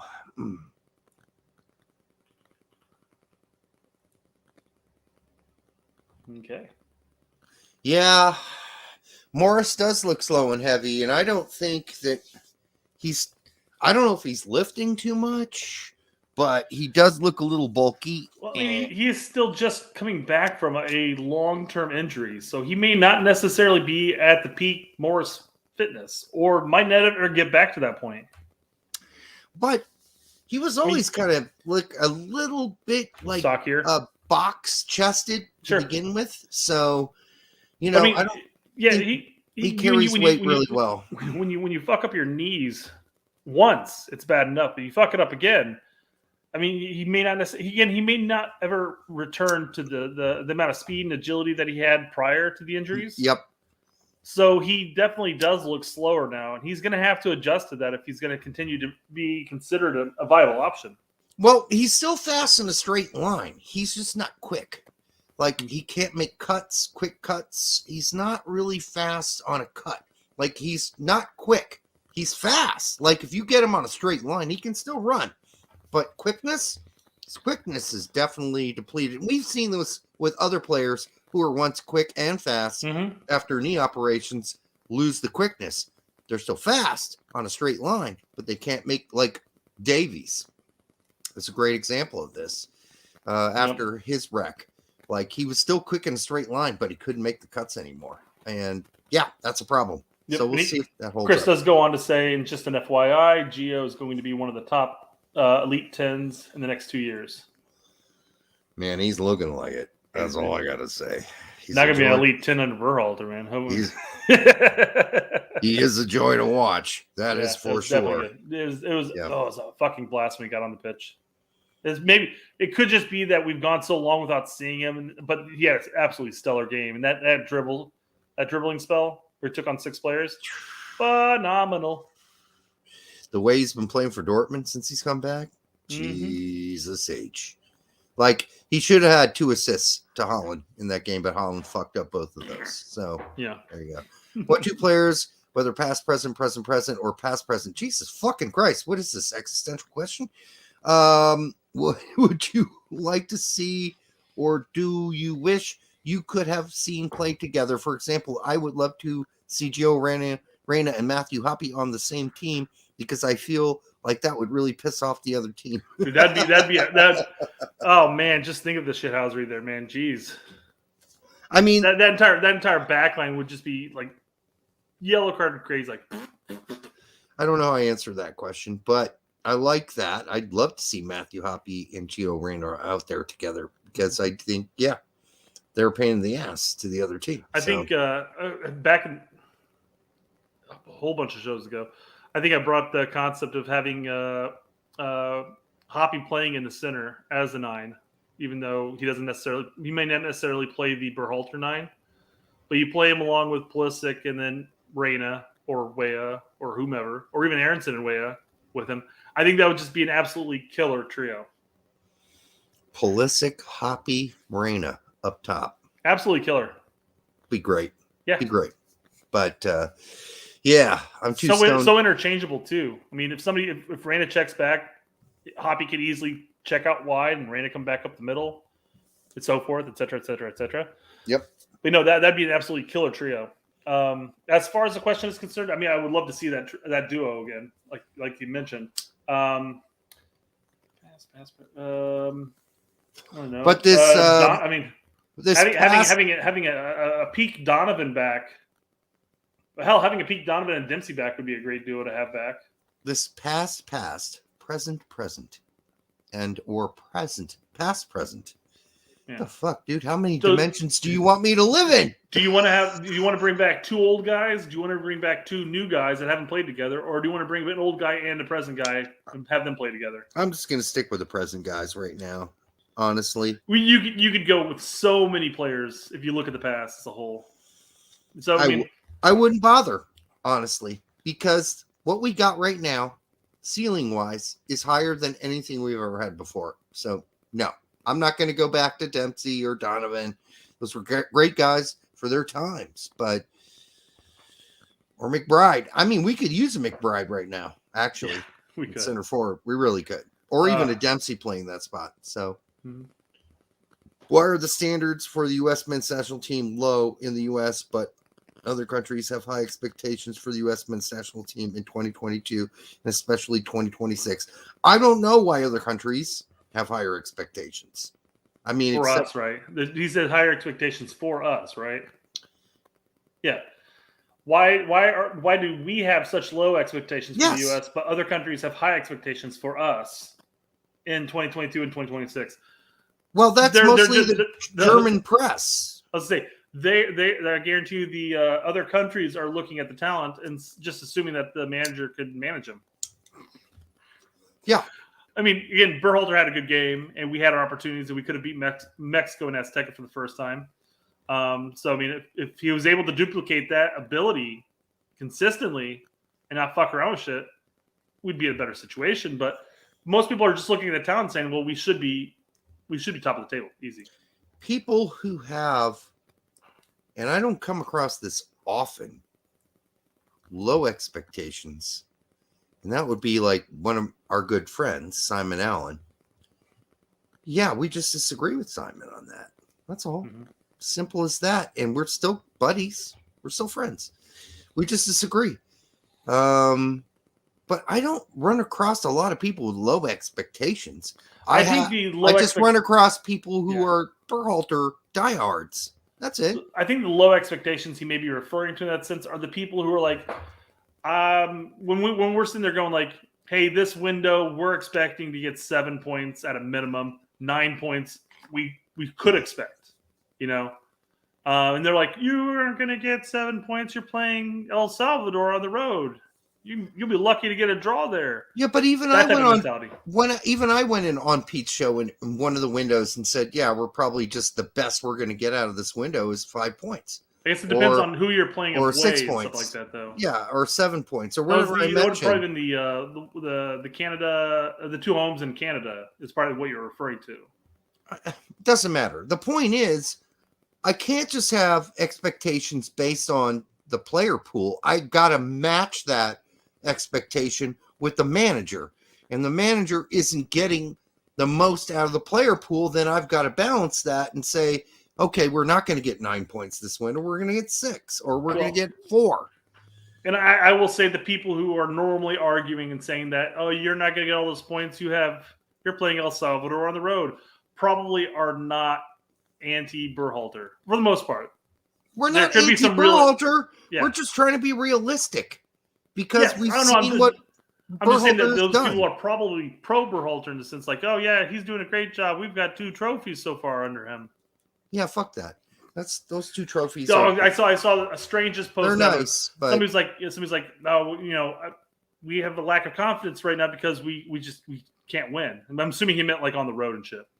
And somebody came back like, we can't win. What are you talking about? We've won 2 trophies this summer. And the guy's like, I would happily trade those in to guarantee a World Cup qualifying spot. So would I. Yep. And most people would. Anybody would. Nations League Gold Cup. Who the fuck cares? Who fucking cares? If you're going to the World Cup, and the guy responding goes, yeah, return 2 trophies for a tournament that you're never going to win. Like, well, that's a great mentality right there. What a fucking fucked up mentality that is. What a fuck, yeah.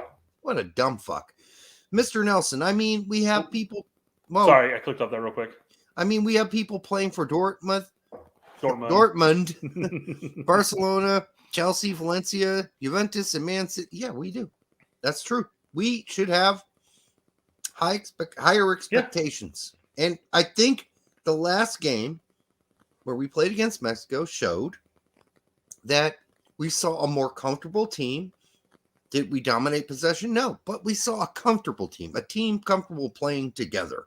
So I hope that continues going forward because we don't always get that out of Greg. We really don't. Kevin Paulette. Hey guys, you both drinking well this round? Yes. We are drinking well. In fact, I'm all out. Yeah, you know that thing where I had to check on my dog? It was also a refill. Oh, I thought you were going to say you had to take a piss. No, it was a refill. Yeah. I'm like, well, he's not here and he's not crying anymore, but fuck it. Yeah, I'll get a refill. When my computer crashed? My computer actually crashed. So, yeah.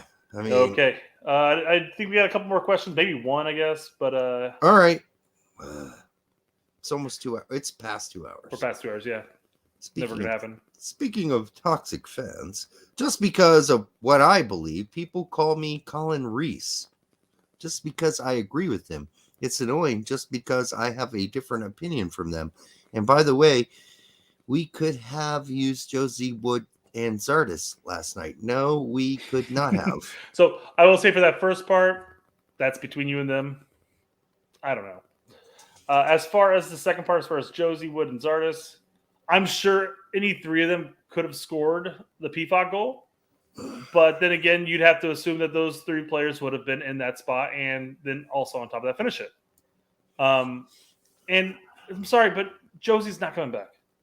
Let's just put that out of the equation. He's not coming back, guys. I don't know. I think it's a small population that kind of want him back either. Wood, I mean, if he goes on a hell streak and just scores a shit ton of goals this season, you could consider it, I guess. But it hasn't happened yet. He's got like 1 goal so far this season, right? I'm not saying any more about this post because it's suspect. But yeah, and then Zardes, I mean, again, it's the same thing. I mean, it's Zardes. I just think we could see Zardes come in. We could see Zardes on at any point. But I'm done. If I say anything else, it'll be bad. I'm not going to do it. Grant Walls, Kevint. Anyways, why are you guys so toxic? Are we about done? Yeah. That's all the Twitters. Good fucking Lord, Brett. I feel like you I asked for the questions. I've got to go over them. I know. I can't just say I'm not going to answer this at all. So. Okay. I'm not going to say anything. I was going to say something I was going to say that was going to be negative, and I'm not going to say it. All right. Don't be toxic, Derek. It's about certain Twitter handles. I'm not going to say it, but I just do think that people need to really get themselves together and pull themselves together and just be yourself. There's no need to do anything beyond that. Be yourself, be honest. And if you say something and you have an opinion people don't like, defend yourself. That's all. We're not that toxic. But I don't think we're drunks. An answer to having a crappy time online is to be somebody else online. And that's as far as I'm going to say that. But I don't think that's healthy. And I need people to get healthy. I don't think doing that's healthy. Be yourself, be you, represent yourself. And if people don't like what you say, defend yourself. And then if they're dicks, well, fuck them. You know? But I think that's where we all need to be right now. We all need to be ourselves. And we don't need any shields or false flags or anything like that. My response to like the Grant Wall thing, people like, oh man, so many people are toxic. My argument for anybody who ever brings that up is, guys, there's a mute button on Twitter. There's a block button. If you don't want to see them, just block them. You don't have to worry about seeing what you think is considered toxic. We all move on with our lives. Yeah. You know, it's Twitter's a shitstorm, guys. It brings out the quote unquote best in all of us, usually. So it's not real life. Don't take, I stress this. I stress this wholeheartedly. Don't take anything on Twitter overly serious. This is why our handle, I say we, it's me. I address everything with a sense of humor. There may be one or two times where I post something serious, but everything is addressed with an answer. The answer to their questions is always with some sense of humor. And we can handle it, guys. We've talked about all the fake bots that like Grant Wall's Twitter. The fucking porn bots on our chat. That's not helping you, that everyone knows that. And it's not helpful to anybody out there creating a Kevin Durant account, second account, like Kevin Durant did. Don't do that. Yeah. Just be you. Be you. Accept the consequences. And just be you. You don't need to cover yourself. No one does. And if you're having mental health issues, or if anybody out there is having those issues, confront them. Just go one-on-one with that and say, listen, I got an issue. Let's go get some help. Let's talk to somebody and get some help. That's all I'm saying. That's it. Look at the way Chris is handling this. And I saw all your comments, Chris, throughout the entire 2 hours we've been on. But it is a good thing. If Wall is pissing you off that much, block him. Yeah, I don't have any problem with Wall. I don't agree with most he couldn't possibly piss me off. But he might amuse me, but he's not going to piss me off. Well, shit, we got 30 minutes worth of a segment today. Yep. So again, I want to thank everybody that stayed on here for fucking 2 hours and 8 minutes. What are you, insane? Go to bed. Well, I guess it's only 10:24 Eastern Standard Time. Yeah. So some people are just getting home from work. Like, fuckers are still on. Some people are just sitting down to start watching some TV right now. So thank you for joining us. Thank you for being here. We will be back, except it will be, we got a show coming out after this, which will be the preview for the Panama show.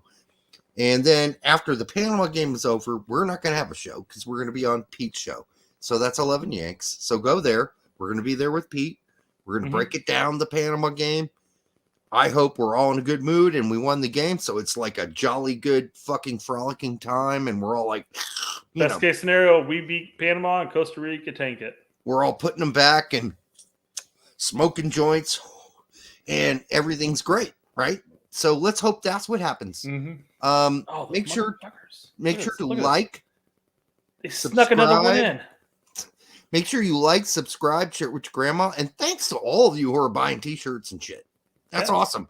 We're just waiting for the first person on live TV that gets televised wearing one of our shirts. It's going to be bad ass. We're going to love it. We're going to like pause frame it and post it up and all that shit.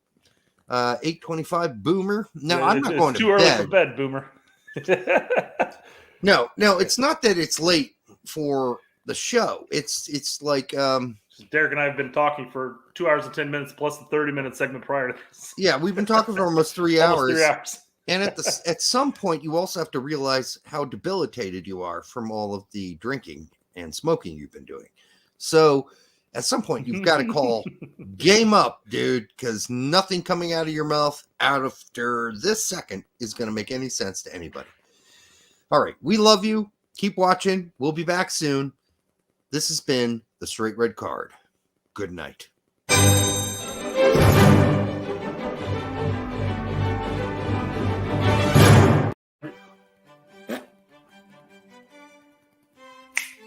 Do it again. Ah, fuck.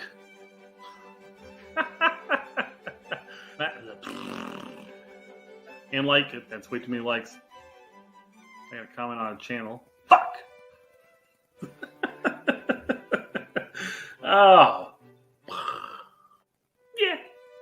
That should probably do. That should probably do. That should probably do.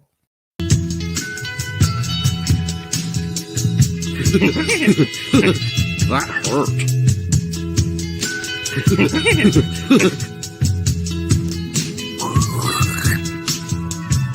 More verticality.